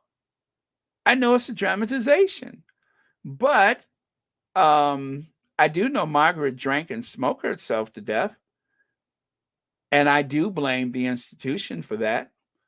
I'm not going to blame the Queen directly, but I do blame the institution for that. And that dramatization only explained a version of how that could have happened. That Margaret was made to feel less than. Margaret was taken away. You know, they raised the two of them together. And this is what's so cruel about it, is that they used the Queen and Margaret to market this idea of empire and the imperial family to which we all belong. Remember that? Time and time again, they put the Queen on the radio with, well, Princess Elizabeth. They put her on the radio and say goodnight, Margaret, all that kind of stuff. It was all part of the, I guess, infatuation with the royal family, that they were feeding into that infatuation, that they were I guess, I hate to say it, but brainwashing the masses to feel like they were all part of it, and that the royal family was just like any other middle class family or any working class family that just happens to live in a castle. But they weren't. They are not. And Margaret got the short end of the stick. She was the one who was pushed aside once she got older. She aged out of the process.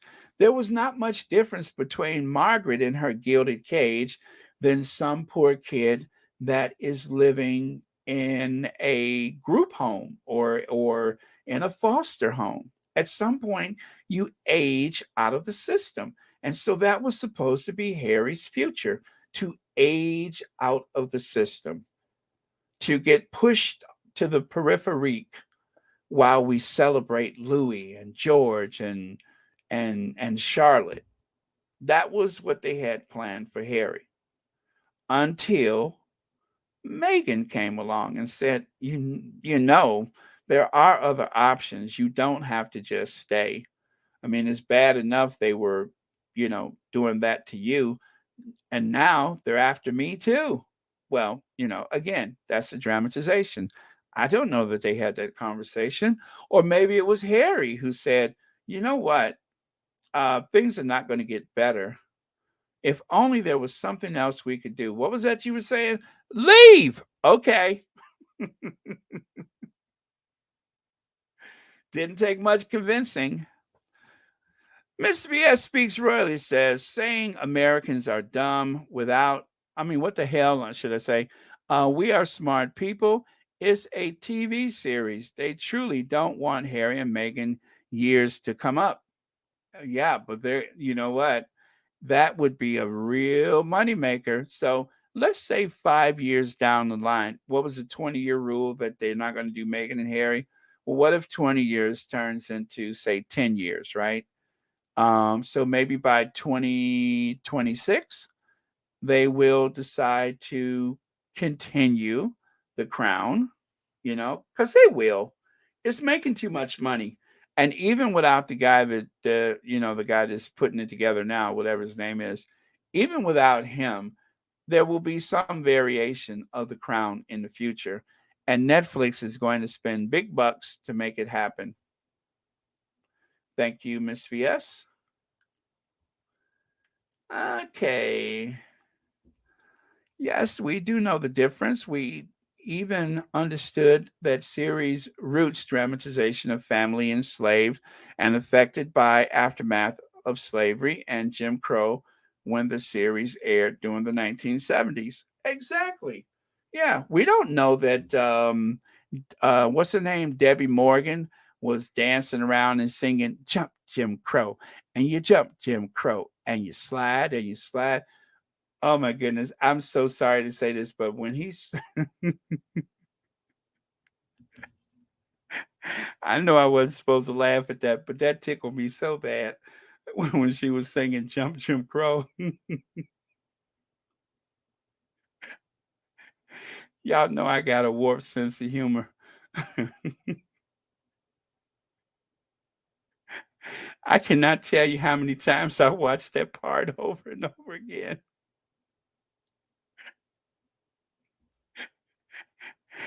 And he hauled off and smacked.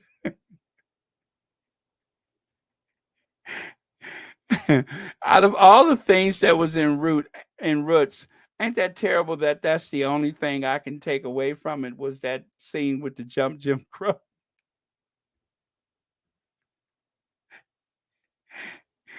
And what was the other one? Kizzy. Yeah, we call her Kizzy because that means she's stay and never go. And then, of course, when Kizzy was sold away to another family, where's she at now? I thought that's why we called her Kizzy. That was very much like Ann Baxter in um, the Ten Commandments, wasn't it? Oh my goodness, yeah. I'm the worst person to watch something serious with. Sometimes I just kind of latch on to something and it captures my imagination anyway. So, for those of you who have not seen the old 1970s version of Roots, it took the country by storm and it instilled a certain sense of pride in the Black community, like we had never felt before. And that was the first time that we knew that we didn't come from nowhere, which was the intention of slavery, was to erase your history. But it was a certain sense of pride that everyone felt from that. And they showed it in some schools and things like that. So I will never forget how big that moment was in U.S. history. Um, God bless Alex Haley. Have a super chat. Lauren says, Baron, said, okay, I'm sorry. You are speaking facts, Baron. The U.S. gets it. And Charles III seems to just hate the truth. Yeah, well, it's a matter of survival for him. It is a matter of survival because he's got so many things going so wrong for him right now that I would be impressed if he makes it to his coronation. I would be impressed because I think this is going to really drown out so many things. But you know what?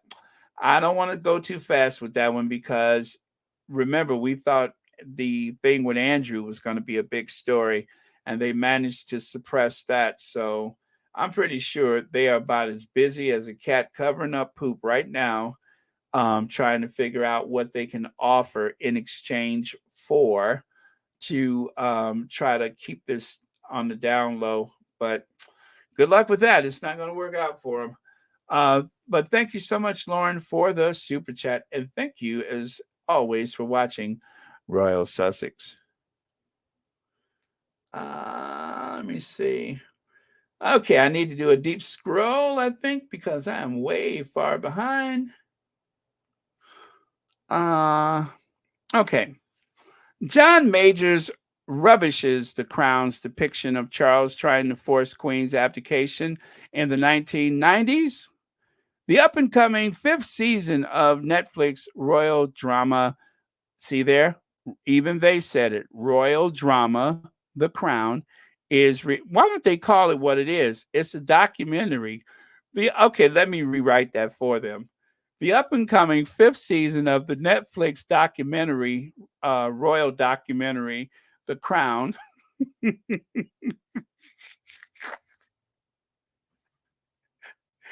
is reported to show the actual event when Charles briefing people against Queen in a bid to replace her in 1991. Okay, I'm just messing around. That ain't what it says. But and look at John Majors and look at Charles. You know, they found a picture with Charles' hand cupped over his mouth like he whispering behind somebody's back. The Queen is a fan of The Crown. She has reportedly watched the full first season. Well, we all know, and this is true. I don't know that for certain that the Queen watched the Crown, but let me tell you what I know for sure. It has been said that the Queen and the Queen Mother love to watch all of those period docudramas about the royal family. Any period piece that had to do with England, they were big fans of it because, especially the Queen, she would notice whether or not the regimental uniforms were correct, if they wore the right medals, all of that kind of stuff. That was like a little game for her, was to figure out if they got the protocols right. And so for that reason, we do know that the Queen was a fan of Downton Abbey. The Queen watched all of those series. And of course, The Crown is no exception because one of the granddaughters someone had asked about the Queen, and they said, oh, she's probably watching The Crown right now. So I believe that the Queen absolutely watched The Crown based on that story. And that is why they had this article saying that the Queen is a fan of The Crown. So it is true as far as I'm concerned. Lynette Roberts says, we all know our Queen of Hearts was murdered, and Diana told her 2 months before the so-called accident, if anything happened to her, Charles did it. And of course, all of that is alleged, but yes, there was even a handwritten note saying that they're going to try to do something to my car, and just the mother of all coincidence, or whether it's true, she did die in a car accident. They did make it look like an accident. That is true. Thank you so much for your comments, Lynette Roberts. Let me see. I faintly remember hearing that Charles wanted her to abdicate. Well, Jimmy Koba, let me help you out. Oh, by the way, and you said, I do remember he wanted to be king real bad. Hence, QE2 would stay queen till her dying days so Charles wouldn't be king. Well, let me help you out with that. Take a look here. Los Angeles Times. This was in the culture section. Is the sun setting on Elizabeth's reign? As the Queen begins her tour of the U.S., there is talk at home about her abdicating for the sake of Prince Charles. Notice the date, May 14th, 1991. Oh, my days, you are a new member of Royal Sussex. Thank you so much for that. And thank you so much for watching Royal Sussex. And thank you for becoming a new member. I am very, very honored. So, as I said, that is something that appeared in the Los Angeles Times back in 1991. London, it says there in London, when Britain's first Queen Elizabeth, when Britain's Queen Elizabeth II arrives in Washington today, let me pull that down so I can see. On an official state visit, she will be greeted with a unrivaled mix of pomp and circumstance befitting the world's best known monarch, right? But back at home, she is leaving behind mounting speculation over the very institution of the monarchy and particularly over the appropriate role of her son and heir, Charles, Prince of Wales. Some British monarchists even suggest that the 65-year-old queen, who has reigned since 1952, would abdicate within the next 5 years or at most 10 years in order to make way for her son while he is still at the height of his physical and intellectual powers. Now, that came out in 1991. So, that being said, John Majors, how is that not true? There was plenty talk about it at the time, but yet they want to try to rewrite history as though the conversations were not being had. And the reason why I'm going to just say I believe that that is likely truth is because of this. Didn't they just pull that crap with Kate and Will? Don't they do this every so often? They go on a campaign to get rid of somebody. So back then it was the Queen, now it's Charles. I mean, come on.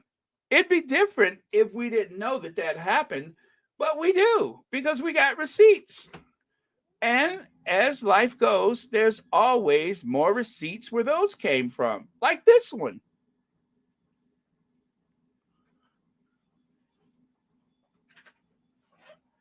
Even when Princess Diana got married, I remember that Peter Jennings was saying, because he said a lot that day, and I remember that because I watched that wedding over and over again.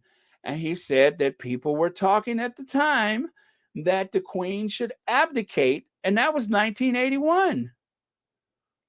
And here this is 10 years later, and they were still having that conversation.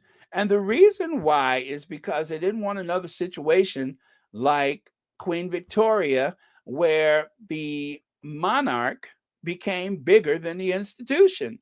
And that's the exact thing that happened with Queen Elizabeth, is that the monarch became much larger than the institution.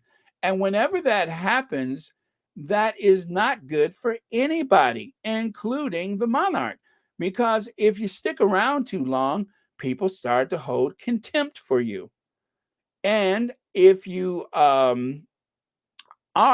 around so long that people identify you more than they identify the institution. And so it's no wonder that so many barriers have been broken, so many walls have come crumbling down, and people are looking at the institution as something that is a relic of the past, something that's not needed anymore. And then, of course, there's this. All of a sudden, people are pulling back the curtains and showing that behind the scenes, things are a mess. And why? Because Lizzie stayed around too long. Now, with the internet age, which of course the Queen didn't see that coming, but now with the internet age, there's no place to hide this stuff. I've been hearing about this for about 10 years. Thank you, Elaine Parker, for the super sticker. And thank you so much for watching Royal Sussex. And if I could quote dear, dear, lovely Sherry and Sade, thank you for clicking on my channel.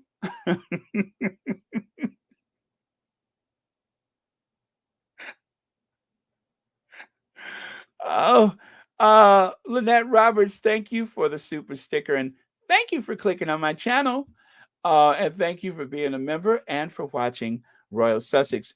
I just noticed that it is after 3 o'clock. I know that the Duchess of Success should be on now or on soon. So I am going to try to wrap this up.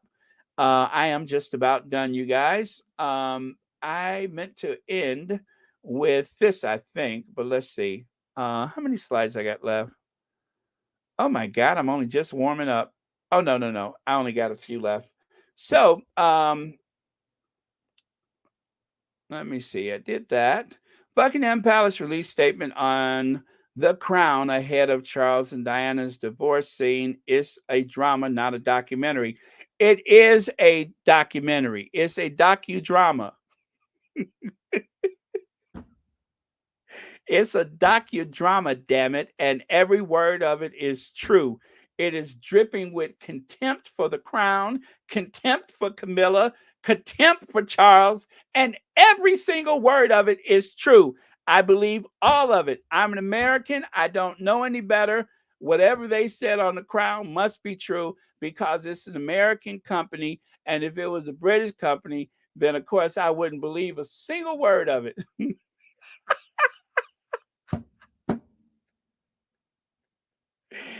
I have just made somebody in Narnia crap their pants. You know that, don't you?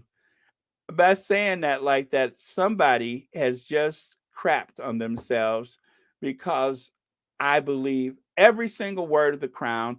I never even heard of a dramatization until today. So it must be true. I'm an American. I don't know better. Uh, wet cleanup, aisle 2. Oh wait, she's not on today? Really? I thought she's scheduled for today. Oh, that's interesting. Maybe I looked at the wrong thing. Thank you. Okay, so the people who come to explain me that this is not a documentary, don't waste your time. I call it documentary because the palace took the time to throw out never explain, never complain mantra. So to explain this, fill in the blank. I feel the same way, openly brazen hussy. Can't believe I just said that. I feel the same way, openly brazen hussy. Uh,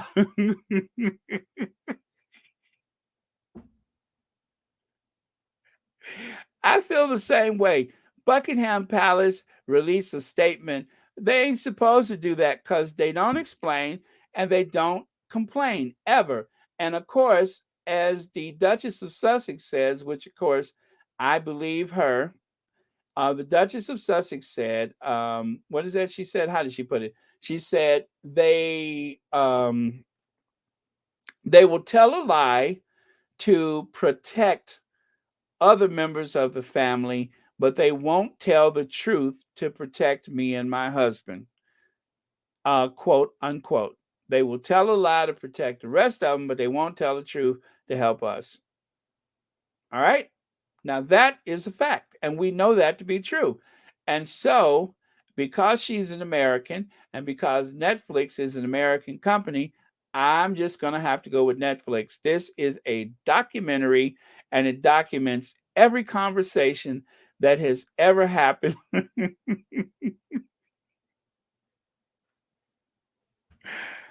Everything that they put out there is the unvarnished truth, and I believe every word of it. And so when they start talking about, oh, where is it? Oh, Penny Natch Bull, and I don't care. Penny Natch Bull, and I don't care. Penny Natch Bull, and I don't care.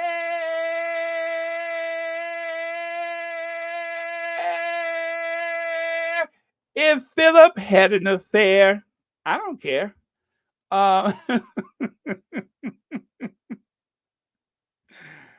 Allegedly, we don't know that to be true, But I'm just saying, Penny Natchbull, and I don't care.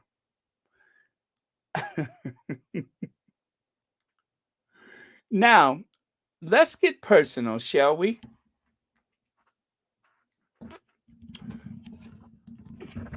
As Barbara Walters would say, let's get personal. Your father, Werner, was a burger server from suburban Santa Barbara when he spurned your mother, Verna, for a curly-haired surfer named Roberta. Did that hurt her?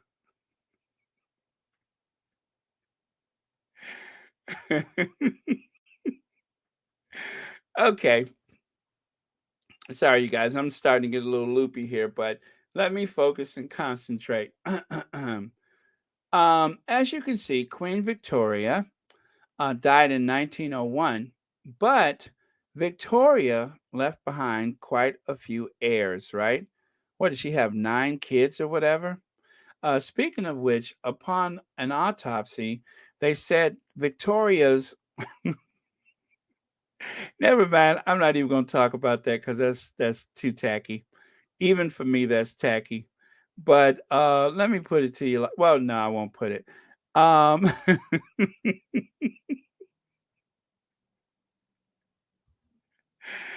just say you have to read the autopsy results for Queen Victoria. It is quite illuminating. Um,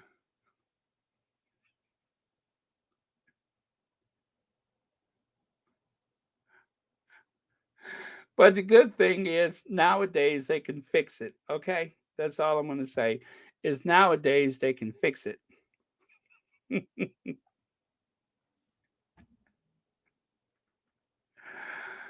Oh Lord. So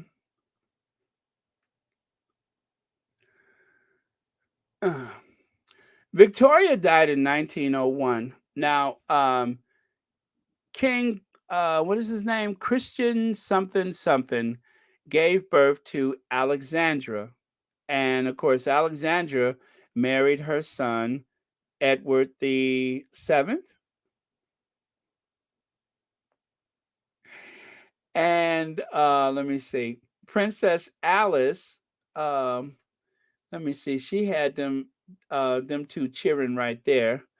And anyway, if you work your way all the way down, you will notice that the Queen and Philip were cousins. Our cousins were cousins.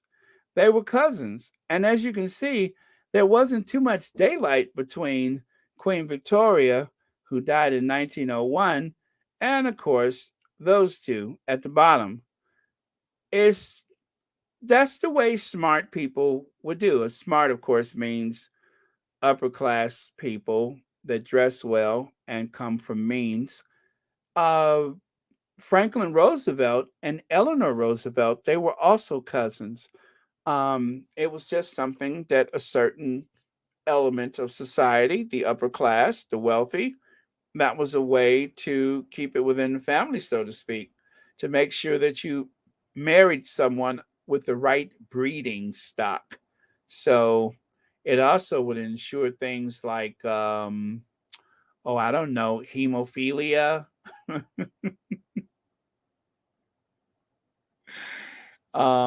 Poor Princess Alice of Greece and Denmark, she couldn't hear. I mean, it was a lot of abnormal things that happened because of these close connections with, the family, like for instance, Victoria and Albert. So that is what happened. So they are actually cousins. And you can see a little chart there that explains how they are connected to each other. So they weren't just friends, they were family. And of course, who put them together?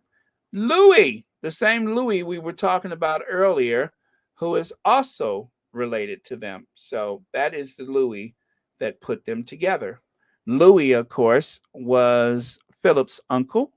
And yeah, so that's how they got together. Okay. So let me look at some of your comments. And since I get to take my time now, I thought for sure. Oh, let me see.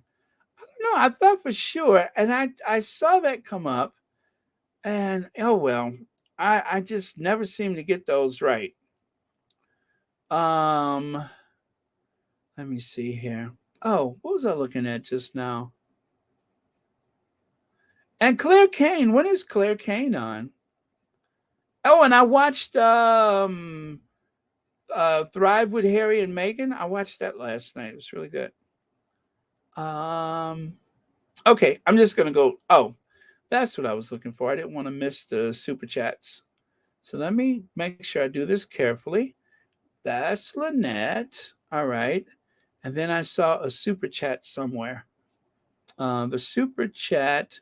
Wow, there it is. Ray Raquel says, "Hi, Baron and Squatties. Missed the chat last week. We'll watch on replay. Curious as to why aren't Charles III and RM. Give me a second. Focusing on focusing on Air and Royal. No. Charles. No, I ain't got it. What is RM? Focusing on on Airs and his three kids. Leave Harry and Meghan be. Constant distractions, smoke and mirrors. Cheers." Well, Ray Raquel, because of just about everything I spoke about, that is why. Because they are trying to distract from the fact that they're about to spend a fortune on yet another event, the pageantry of the coronation. Also, don't forget, Charles is going to try to find some kind of way to strip those kids of their title, or at least never mention it and just leave it hanging in the air like that, even though legally they are prince and princess already. And of course, there is the fact that now Charles is embroiled in this new scandal with his uncle Louis, right? Cash for honors. Don't call Camilla a consort, call her queen. It's like one size fits all. And if you can make the Sussexes appear to be evil, then that makes the opposite for Will and Kate. They get to be the idea of all this good in this world. And why not do that just in time for their trip to Boston? So there's a lot to cover with that. There's so many things that they use to deliberately confuse and to throw like all kind of trash at people, so you don't notice what a poor job that he's doing so far, and that he has and what about I didn't even mention Scottish and Welsh independence, a unified Northern Ireland, well, Ireland. There's so many things that's covered by that. So anyway, Ray Raquel, glad you're back, and please do catch up on the what do you call it, the other lives if you can. But that's a lot of ground to cover. I don't know if you know this, Ray Raquel, but I was on for 5 hours one night. 5 hours. I can't believe it either, but 5 hours. Anyway, thank you so much. Thank you for being a member and for watching Royal Sussex. Okay. 1901, my paternal grandmother was 1 year old. She lived to be 109. Oh, that's awesome. Thank you for sharing that. Okay. All right, let me move on because I think I just a few slides left. Look at her grinning in the back of that car. You guys, do you guys know that if Liz Truss is kicked out of her position, is that like happening now? Because I saw something like that earlier where they said that the Tories are in for a landslide, that they're going to lose or something like that. I think that's what I saw earlier, that if there was a vote tomorrow, that they would be in really bad shape. But let me say this though. Liz Truss is going to receive payment as a former prime minister for the rest of her life. I saw that somewhere. And then when I tried to find the story to share with you guys, then I couldn't find it. But yeah, apparently there after what's her name? Margaret Thatcher, who didn't really come from a lot of money, after she left office, they actually came up with some type of payment um for her as like a pension as a former prime minister. And so I do believe that Liz Truss is going to get some type of um, money for the rest of her life out from the British taxpayers. And that is part of the job that comes with the job. So um, she may have only been there a few weeks. Oh, thank you, Elaine Parker. $115,000 a year, pounds a year. Uh, no wonder she's smiling, right? I mean, thank you, Elaine Parker, because there she is on the photo, and then now I got that nice response from you to accompany that. I think I should screenshot that and save.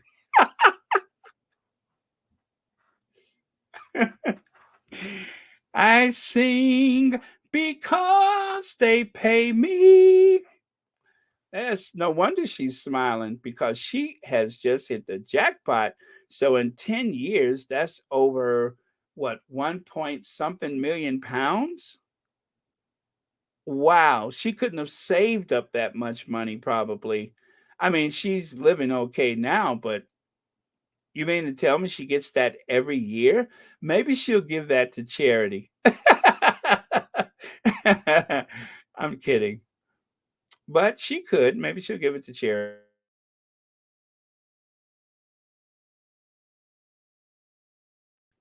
But all I can say is nice work if you can get it. Interesting, isn't it? Let me see. Well, blow me down. There's not much distance between Liz and Philip. Their parents shared the same grandmother. Was it the grandmother? Let me see. Their parents. Well,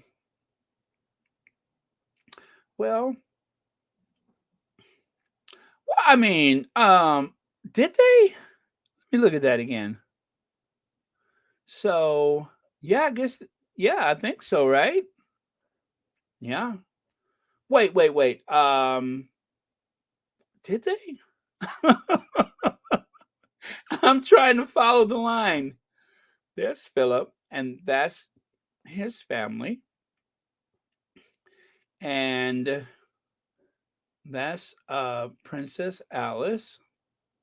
So, wait a minute. That's a woman? Yeah, that is. Okay. Look like a dude, but that's a woman. So that is his grandmother. And if you go over here, okay. Well, anyway, too close for comfort, right? Thank you so much for that. Excuse me. I'm getting a little post nasal drip here. So, Liz Truss has hit the jackpot. Um, they love to put her down and say how inept she is and how she's wrecked things, but I think she's made a huge impression in just a few days, and her bank account is going to reflect that. I am certain. On that, I am unanimous. They made fun of her, number 10, redecorated in preparation for Liz Truss' arrival. You see what they did there? And of course, I am no exception. I referred to her as a gargoyle, and also I referred to her as children of the corn. I'm not proud of myself. I also still referred to her as children of the corn. And then, of course, I shared the lyrics of Thriller, thanks to Marky P, who said, "Darkness falls across the land. The midnight hour is close at hand. Creatures crawl in search of blood to terrorize y'all's neighborhood." Well, he looked at her picture, and that was the first thing that came to mind was the lyrics from Thriller. Well, the actual spoken word from Thriller from actor Vincent Price. So that is one of the examples of how Liz Truss has been, I would say, totally dissed and disrespected constantly by the likes of people like Royal Sussex, uh, Marky P, and a few other people. But um, I don't hate her. I think she's an interesting character. Yeah, I'm sorry about her like trying to destroy the economy and everything. I mean, there's no accounting for good taste, but um, what could I say? She was fun while she lasted. I'm going to be sorry to see her go because she was good for so much material. However, the working class people of Britain deserve better, and hopefully, in the absence of Liz Truss, they will find some kind of way to reduce these tax cuts for the rich and to help to subsidize the working class and poor people who need to get through this winter and need food on the table. So while I've had fun with this, I do understand that my joke is somebody else's nightmare. So, um, and that's what I'll say about that. I had fun disparaging Liz. And anyway, I may still have a few more days to do that. So I'll just enjoy those. And then she'll be gone. She'll go to the bank and deposit that check for $115,000 every year. Let me see. Yes, I did actually, Claire Kane. I did. We talked about that a bit, and I heard about the plan that she's laid out for the independent Scotland and the fact that they will create a currency. Yeah, we actually spoke about that at length, but thank you for bringing it up. So if you go back a little bit, it shouldn't be too hard to find because we did spend a little time on it. And anyway, I love Nicola Sturgeon. She is top drawer. And because of that rich Scottish blood that I have that is kind of tight with money and always angry about something.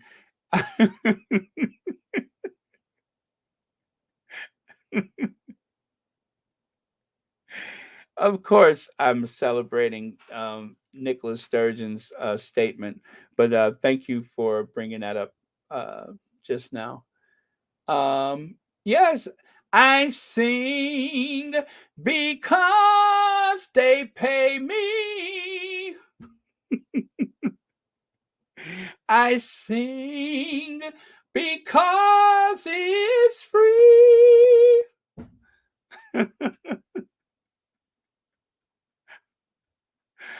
Oh man.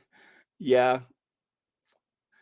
Yeah, I'm having fun. I'm haven't gotten through all that weird stuff earlier. This is like a big relief because all that other stuff with Charles and Louis, that was a little tough. Uh but yeah, Liz um dictator chic. When she came out in that dress, I'm like, what is this I'm feeling? Am I in love? What is it about her? Oh, she's either going to save the country or she's going to kill all of us. That's what I get from Liz Truss. Either she'll be the best thing that has ever happened to Britain or she'll be the death of all of us. Um, she's just got that kind of personality. I got to stop. It's not funny. This is serious. I mean, she may have cost a lot of people a lot of money with that budget, and I should not make fun, but it is very strange though that injustice. I mean, when she shook hands with the Queen, 2 days later the Queen was gone, and then within a month she told Charles he couldn't go to that SP. What is it? COP 27. I mean, she's had quite a run of it, hasn't she? In a short period of time, she has made quite a name for herself. She has gone from political obscurity, at least I didn't know who she was. And next thing you know, she's telling Charles, sit your behind down. I said you're not going. Did you get what I said? Do you want me to come over there and shake hands with you? Now sit down somewhere.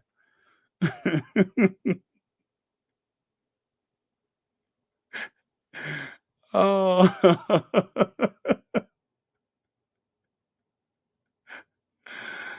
Oh man.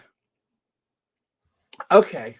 So with that, I do believe that was the last of my slides, and I am done. How did that take 2 hours and 36 minutes? I will never know. But gosh, that was long. I've had more slides than that, and it didn't take me that long. I don't know what happened. So let me see here. Yeah, she's scariest. Not is well, yeah, she's scariest. Is her fault. Well, I mean, she just has a certain personality that goes from zero to the end of humanity in like 5 seconds. I don't know. She's just got a weird thing. Yeah, she's weird. She's a weird one. But and maybe that's how she got in that position. I can only say that she's probably worn people down, and next thing you know, she was in the next position to be the prime minister. And since some of them don't really care for brown people, then they said, okay, let's go with the blonde. Hmm. Well, you know what? It's going to happen eventually. They are going to have a person of color that is a prime minister, but certain people just are not ready yet. But it's coming. I have no doubt that, oh, there's my chapstick, my Carmex. I'm just sitting here licking my lips. There we go. Oh, that's so much better. My lips are so dry. There we go. Much better. And you know what? This container is yellow. I got to clean off my desk. That's why I couldn't find it, to be honest with you. I got too much debris on my desk to see anything. Let me see. This don't look good. For the UK? No, Phyllis Johnson, it doesn't. It doesn't. Well, and Nicola Sturgeon said that, well, in so many words, she said that the UK is a sinking ship. She said it really is not doing well. The UK, because of Brexit, it really starts with Brexit. The UK was in a very strong position before Brexit. And see, the thing about Brexit is that, okay, let's say for the sake of argument, that if not for the pandemic, then maybe a lot of the, bad stuff wouldn't have happened with the economy. However, you don't know whether there's going to be a global pandemic. You don't know whether there's going to be a war or an act of terror. So, err on the side of caution would be to stay within the European Union. That's why you stay, because it was a good thing that was working for everybody. But there were people out of a sense of nationalism, out of a fear of others, out of a fear of brown people, decided, you know what, if we are going to stem the flow of others to the United Kingdom, and in some cases others were Romanians and Polish and other people, they just did not want that. They didn't want anybody from here, there, and there. And so, without those border checks, or should I say, without restriction from working within the United Kingdom, then that means people could come over, find work, and stay because they were members of the European Union. And the European Union was allowing more of the old Eastern Bloc, old Warsaw Pact nations entry into the Union. And what could I say? The Union just wasn't as white as it used to be, or it wasn't as Western European as it used to be. And that bothered people because you could have someone that is a person of color with citizenship in France that can come to the UK and get a job. And that bothered people. So they came up with the Brexit to restrict the flow of people. It had nothing to do with anything else except for cutting off people of color, cutting off Eastern Europeans, the so called people that are taking our jobs. That is what the Brexit was about. It was predicated on this lie that if you stop that, that there would be more money for the NHS, amongst other things. There would be more government services and such. I tell you, if you really want to help people, how about nationalize the railroad? That would help. Instead of having all of these people getting these big financial windfalls, or there's a few things that needs to be nationalized, like the power grid, that would save money for people. So, yeah, there's other things that they could have done besides the Brexit. That was a huge mistake. But like anybody that makes a big mistake, in order to cover for it, you make another mistake. So, and who gets hurt? Working class people, poor people. That's the ones that gets hurt. Boris Johnson is not hurting. What's his name? The one that always looks like he just got punched in the mouth. What's the guy with the French name? Oh my God, I can't remember his name. It was some program. They said he always looked like he was just reacting. They said he looked like a drunk reacting to a punch in the mouth. Oh gosh. Anyway, that guy, he's not suffering. It's other people that are suffering, but they're not suffering. Yeah, it's the everyday people that suffer.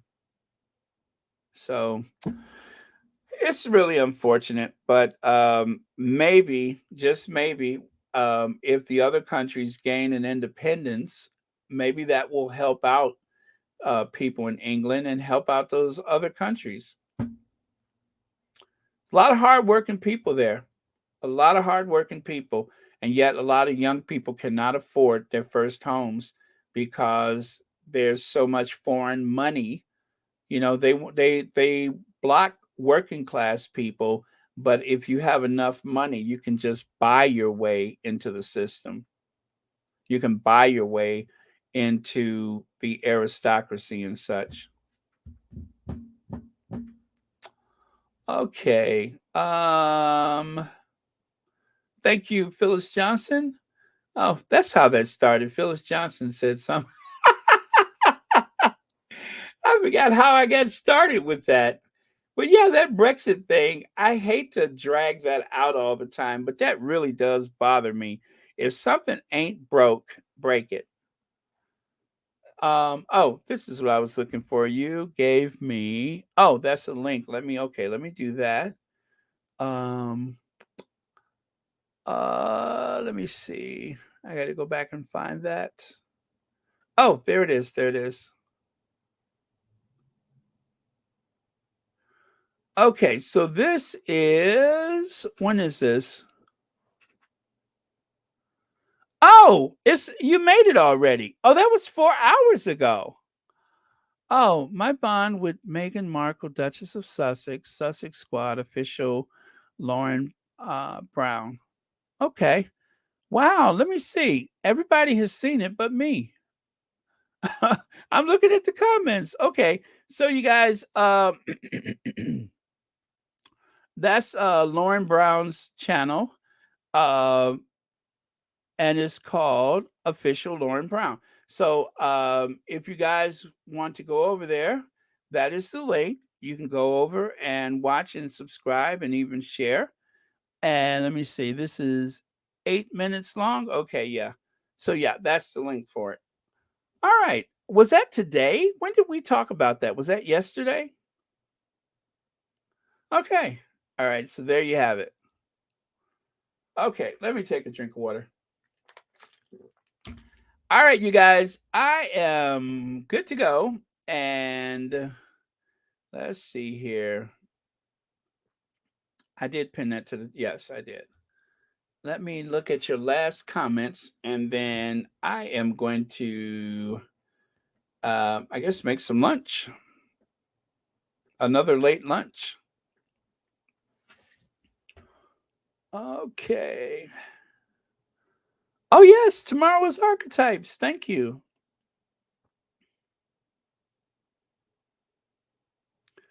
Let me see here. Anastasia. Oh, that's for Anastasia. I really don't think it was all the pandemic, but it had been going on underneath for, it had been going on underneath for a long time ago and now coming to light. Yeah, Phyllis Johnson. I wouldn't say that the pandemic was the whole of it, but again, because we don't know what's going to happen in the future, it's always best to be very cautious about these things. So, the pandemic cost everybody. Everybody is paying more for everything because of the pandemic, but some of the shortages and such, because the lorries were stuck at the port of Dover or Calais, um, and of course now with border checks and everything, that is something that was aggravated by the Brexit. So, yes.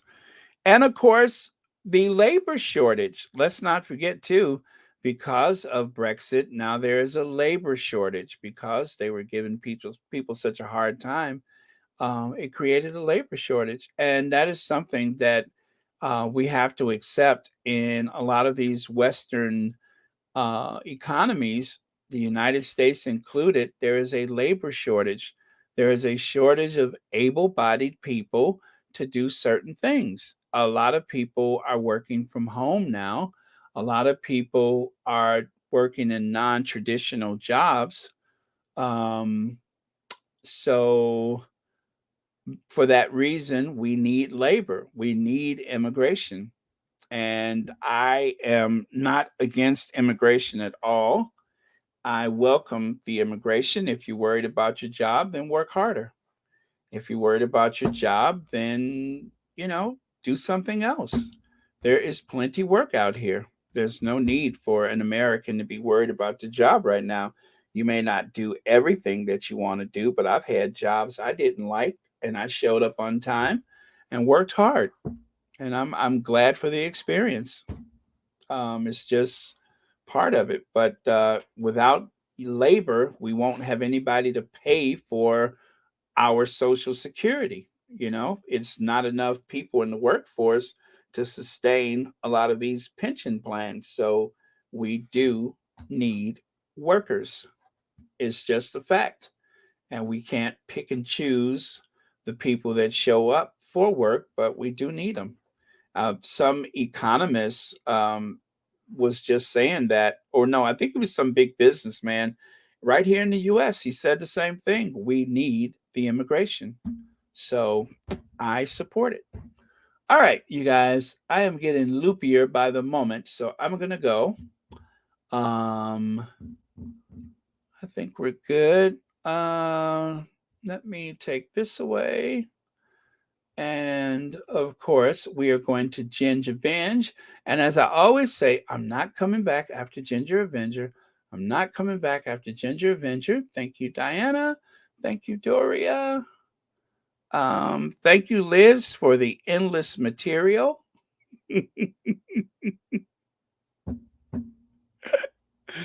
Oh, man. And the last word of the day is Me Too. That's the last word of the day. The Me Too movement. All right, Me Too. Okay, and cue Ginger Avenger. There we go.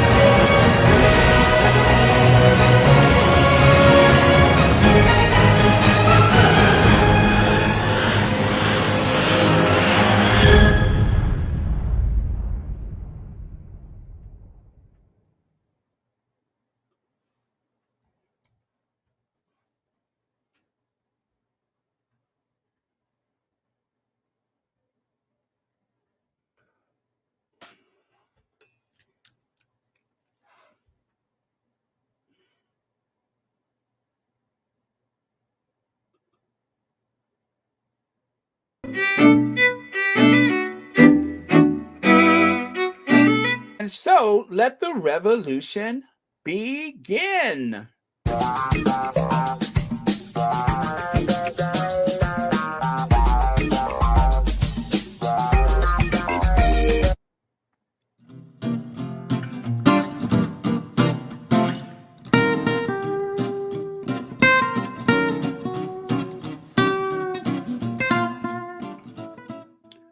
So the Welsh and Scots are coming out to march for their independence. This is how King Charles III's rule starts. Well, I mentioned that the other day, didn't I? And so in Edinburgh today, on the Royal Mile, you may recognize Giles Cathedral. That is where the Queen's service took place up there in Scotland. They are marching. And on the right side, where you see the woman holding that red cell phone, that is where the guy in the very quiet, muffled streets of Edinburgh yelled out as loud as he could, "Andrew, you're a psychopath!" That is the very famous location where we heard, "Andrew, you're a sick old man." So just to give you a little reference to the geography, the Queen was rolling down the street in her royal state hearse, and the kid on the side saw a group of siblings, an aging group of baby boomers, actually a couple of them pensioners at this point, walking toward him, and he was so overwhelmed with emotion that something welled up inside of him and said, "Andrew, you're a sick old man." And then he was plucked from the crowd, thrown to the ground, handcuffed, and as he was carted away, he yelled, "Disgusting!"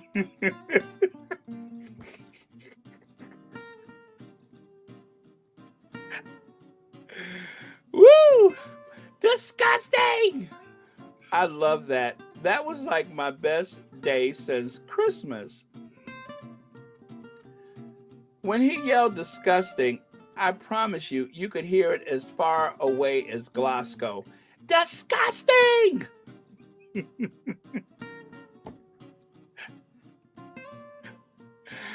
And poor Andrew, the sick old man, was just trying to reform his image. After all, his mother had just died.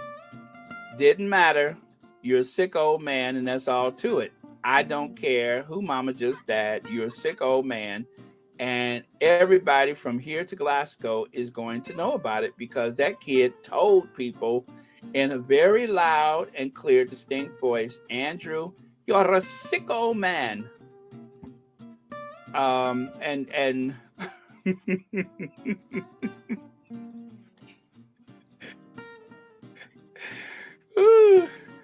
Now, the last time he tried to reform his image was in this photo right here. Notice the church behind him. This photo was taken for a prayer service, well, at a prayer service, outside of a prayer service for Prince Philip, when Prince Philip died. So this was prior to the funeral. He stood outside and he saw those cameras. And baby, when he saw those cameras, he almost knocked over a nun, a fifth grader, a pram with a baby in it. He leaped over a hedge and did a cartwheel into a split so that he can get in front of that camera and thank people for all the support for the family at this time. Now, this was his first attempt to reform his image. I mean to tell you, he slid under a semi-truck. He jumped over the state Bentley. He did all kind of maneuvers to try to hurry up and get there before they took that camera away. He rode across the hood like they were filming a Wesley Snipes movie.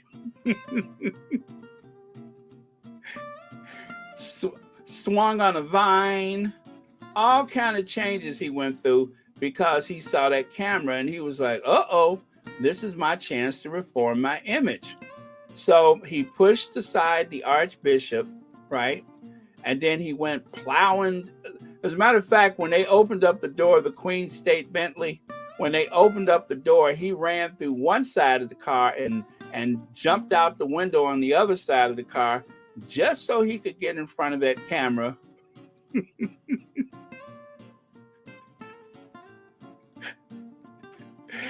Just so that he can get in front of that camera, panting and sweating, and his hair is all over the place.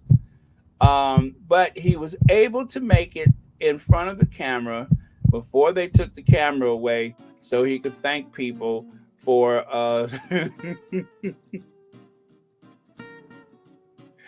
yeah, something like this. A cartwheel into a split, jumped through the door of the State Bentley and popped out the window on the other side. He slid up under a lorry that was coming up the street, rolled across the hood of one of the Royal Protection Officers' Range Rovers. And I already said he jumped over a hedge, right? He pushed the Archbishop to the side. He did all of that to make sure that he had that opportunity to say something on behalf of the family.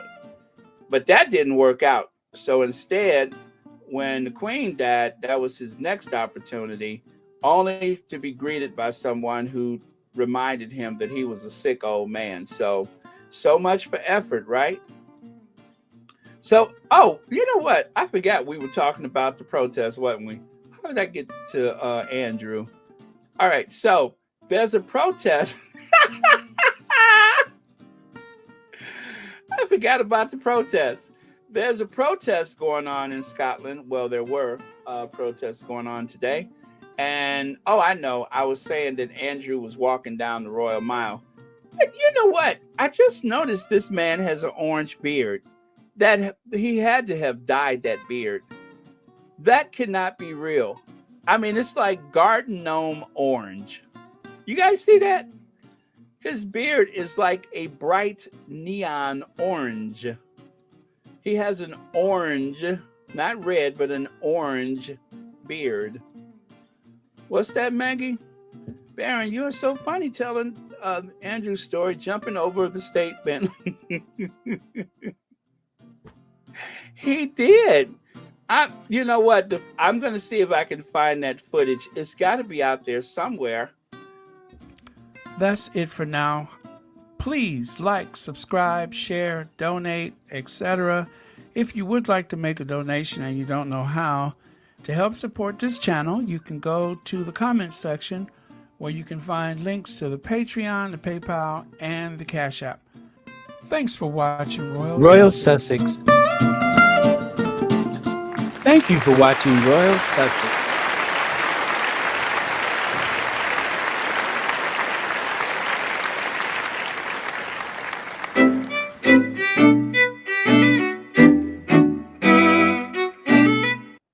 Disgusting! Do you love the way I ended that with disgusting? Yeah, that was that little short video I released the other day. Now, the question is, did that become a food truck video or not? Let me see how many people watched it. Just under 6,000. Not a great performance, but not bad. Just under 6,000. But not exactly a food. Well, you know what? Since there are so many more subscribers to Royal Sussex, I would say that that is underperforming, thus making it another food truck video. It's disgusting. So, yeah, I'm going to have to say that that was a food truck. I'm sorry. I don't mean to get heavy, but that is another food truck video. Okay. Oh, Sharian. All right. That's what's up. Where are we at here? Oh, Sharian is on in like 23 and some change, about 23 minutes. Okay, let me see what I can do about that. I think it's gonna rain today. I am like so sleepy all of a sudden. I think it's the rain. I feel like there is a rainstorm coming. And when that happens, all I want to do is sleep. My body reacts to the weather. What am I saying? My body causes the weather. Let me see here. We're expecting rain today.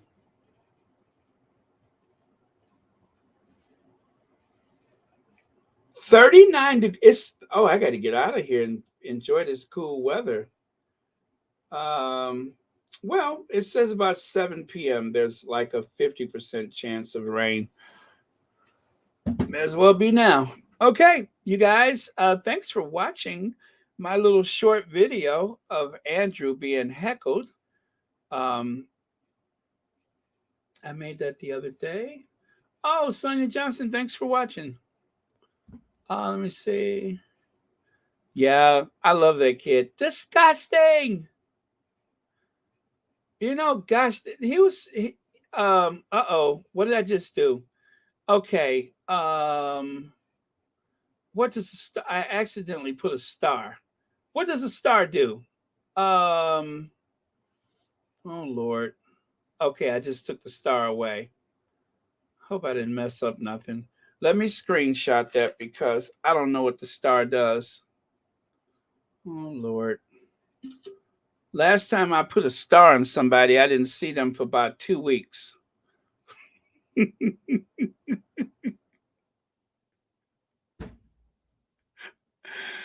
Oh man. I told you some of these buttons are too close together. Last time I did a star, I didn't see that person for 2 weeks.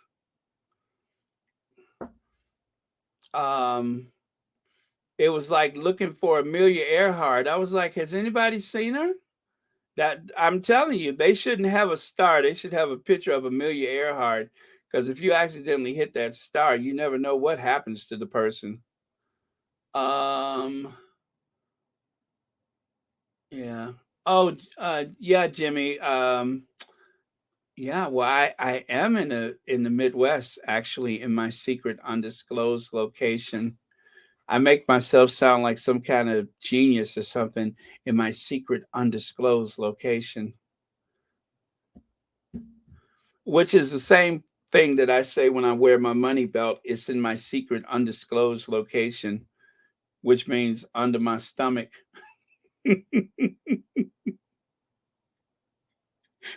It is fused in the shadow of my stomach. That's the secret undisclosed location. That's the best place for the money belt. They'll never find it there.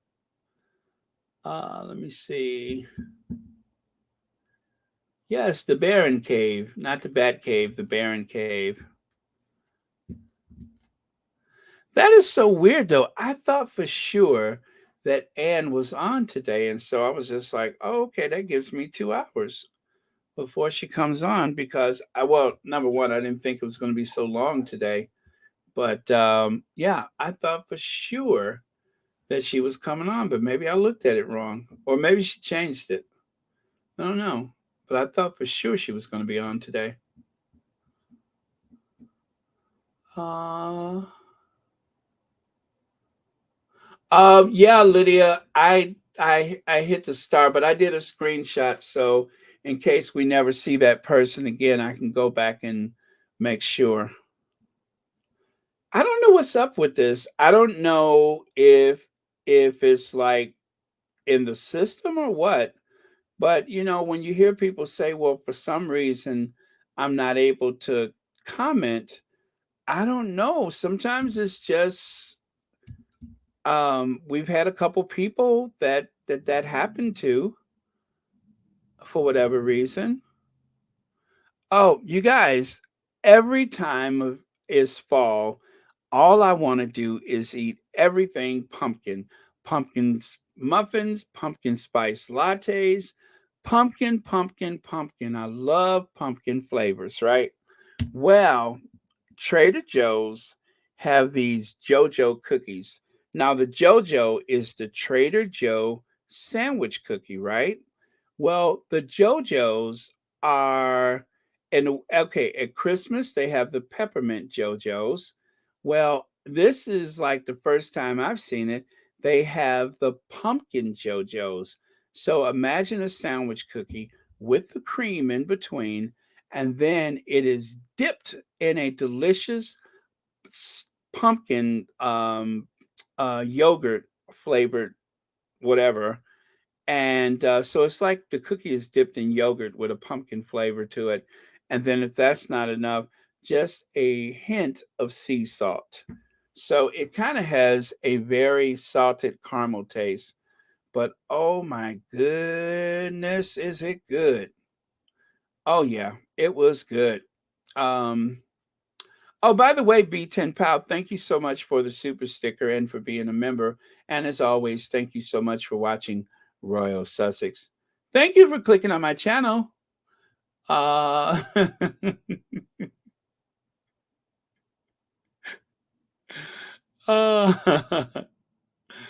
Thank you for clicking on my channel. I've been practicing. Okay. Mercedes Todd, no, it wasn't you. I don't want to say who it was, but I did a screenshot in case I have to go and try to find that person.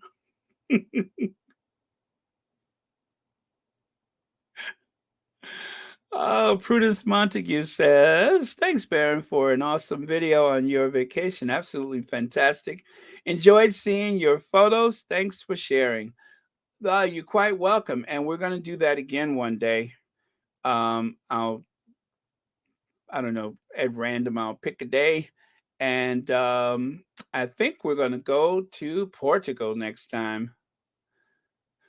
But yeah, I really enjoyed Seville. I thought it was beautiful.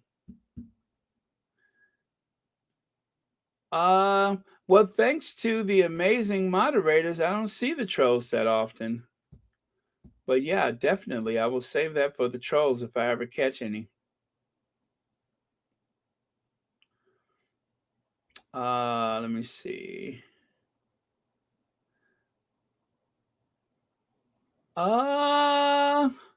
Ooh.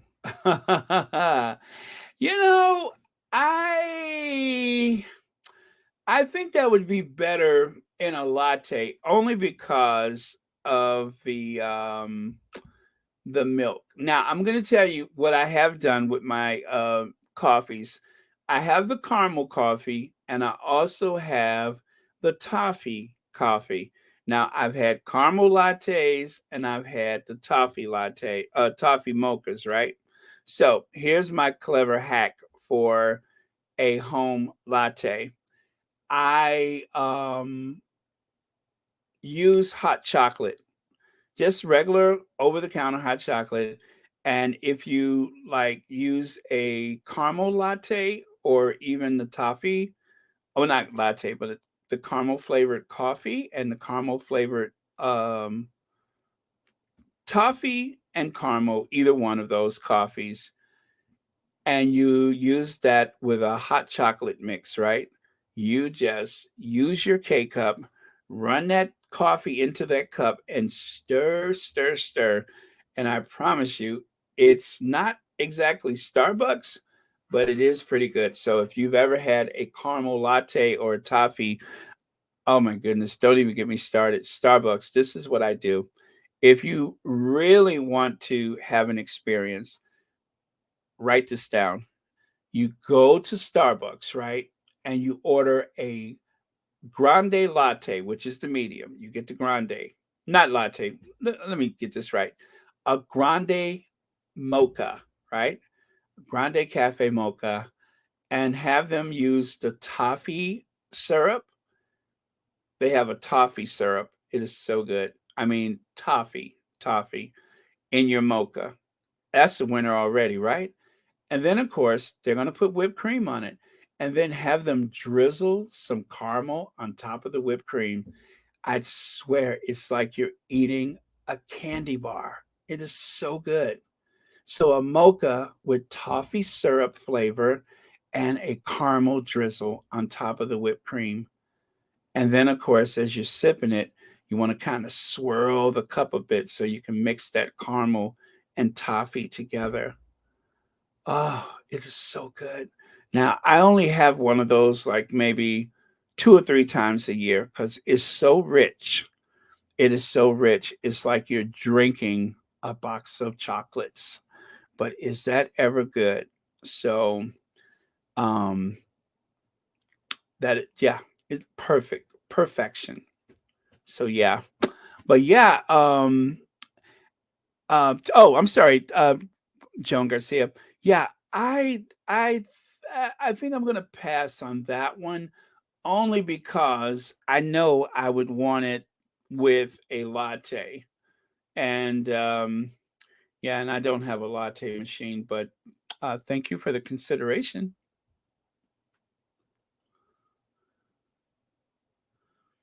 Let me see.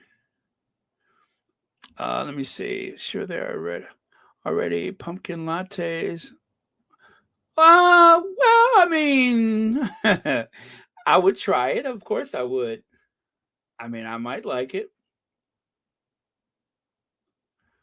Let me see. Yes, Bear, my favorite, especially if have a salty caramel syrup. Mad World, I'm telling you, that is like, it's so good. I tried it one day and I was like, toffee syrup, whipped cream, drizzled with caramel, on top of that silky smooth cafe mocha. It is so rich. It is so rich. Absolutely.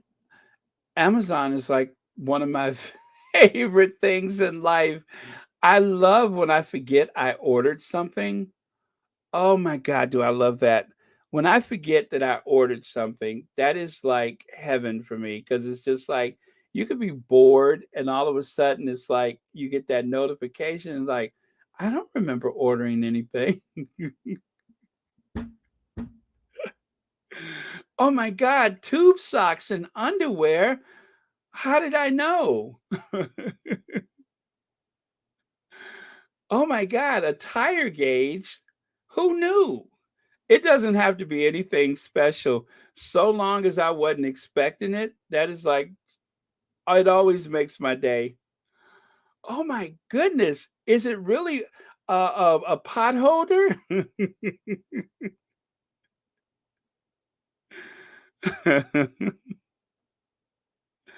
A soap dispenser? Thank you, Amazon.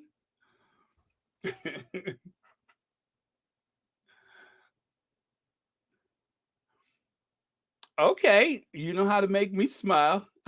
But thank you. I appreciate it. I mean, you don't have to go through the trouble, but I appreciate it. Let me see. Let me see. Anyone who wants gold coated chocolate or the finest chocolate, let me know. I'm someone. I'm someone, and if it's shaped like a gold bullion, that much better.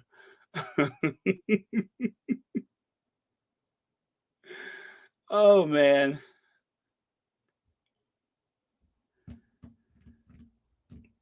But you know what? Seriously though, I was thinking about it would be so nice to be in, say, Rome for like a year. I would love to do that, to like live in Rome for a year. I mean, I don't think I want to stay there forever, but it would like be my home base in Europe. So I think like maybe in the next 5 years, maybe in the next 5 years, I'm going to try to do that. Try to live abroad for maybe a year. See if I like it. Then if I like it, maybe longer. I wish I was one of those people that went on vacation and never came back. I've I know of someone like that who went to Paris and now she works as a tour guide there and she has a thriving business because she went to Paris one year and just never came back.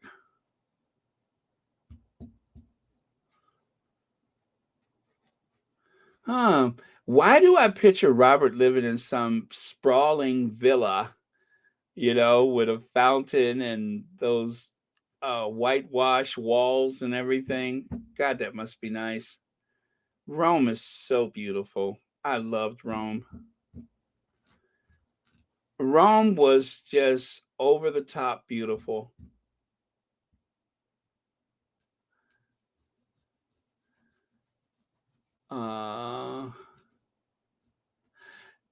Let me see here. 329, send you gifts, Amazon. How do you do that list? I never figured out how to do that.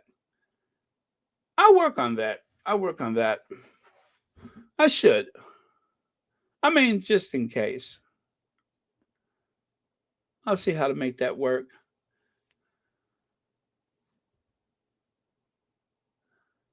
Robert Collins has an extra room. May have an extra room, and the hard part is getting rid of me. Let me see.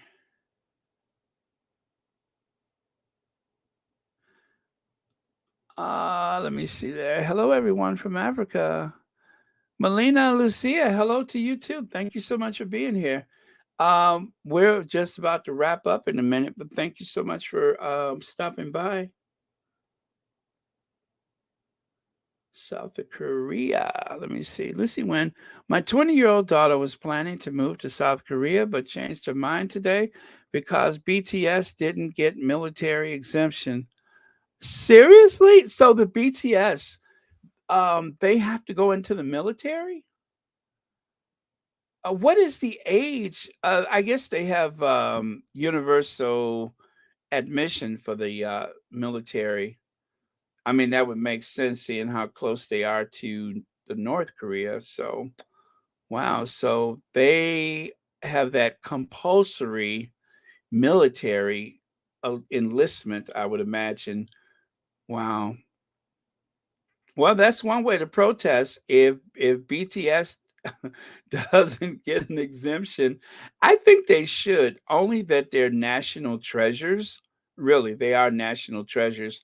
I think the BTS is really underestimated as being such an amazing ambassadors for South Korea. I mean, they are the best ambassadors that country has had since Ban Ki-moon. The best ambassadors since, well, that's the only person I know is Ban Ki-moon. But yeah, so I think they do a great service to the country as things stand.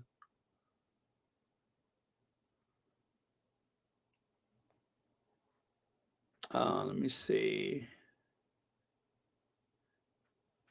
Oh, really? Okay, do not make me try to find a plane ticket. Because if I was getting close to the end, Connie Balmer, that's how I want to go. I want to go covered in Swiss chocolate. I want my clothes stained with Swiss chocolate. Oh, you know what? I'm going to try something while I'm sitting here. Give me a second.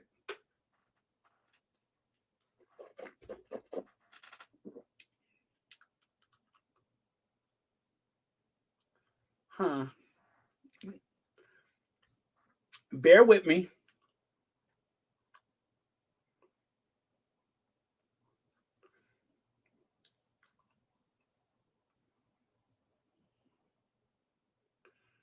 Ah. Okay, that didn't work. Never mind. I was going to try to talk with my new teeth. I have to practice. But oh, that hurts. Yeah, I was going to try to practice with my new teeth, but that kind of hurt. I got to get used to these things, though. I wore them for quite some time the other day. Mary, how are you? Yes, Mary, they won't let me go. I was trying to get out of here, but you know how they are.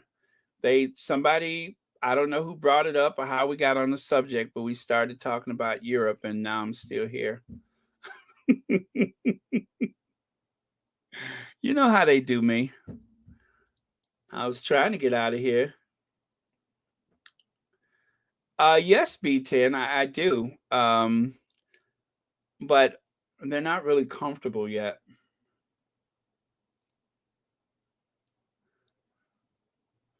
Yeah. I think the old ones are not really comfortable with the new ones. So that's been a problem.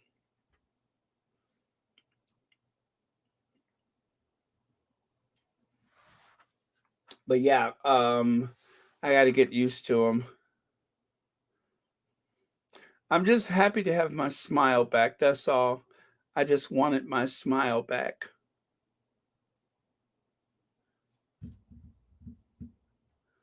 Oh, thank you, B10. Well, I'm kind of wide awake now. I was sleepy about 10 minutes ago, but since I've been talking, or you know what it was, when I was playing that video, I had went and got a cookie. when I played that video, I went and got one of those pumpkin cookies, and so now I'm just kind of like, getting my second win. So that's all it took was that pumpkin cookie, and now I'm back. I could do a whole nother hour actually, but I'm not going to, but I could.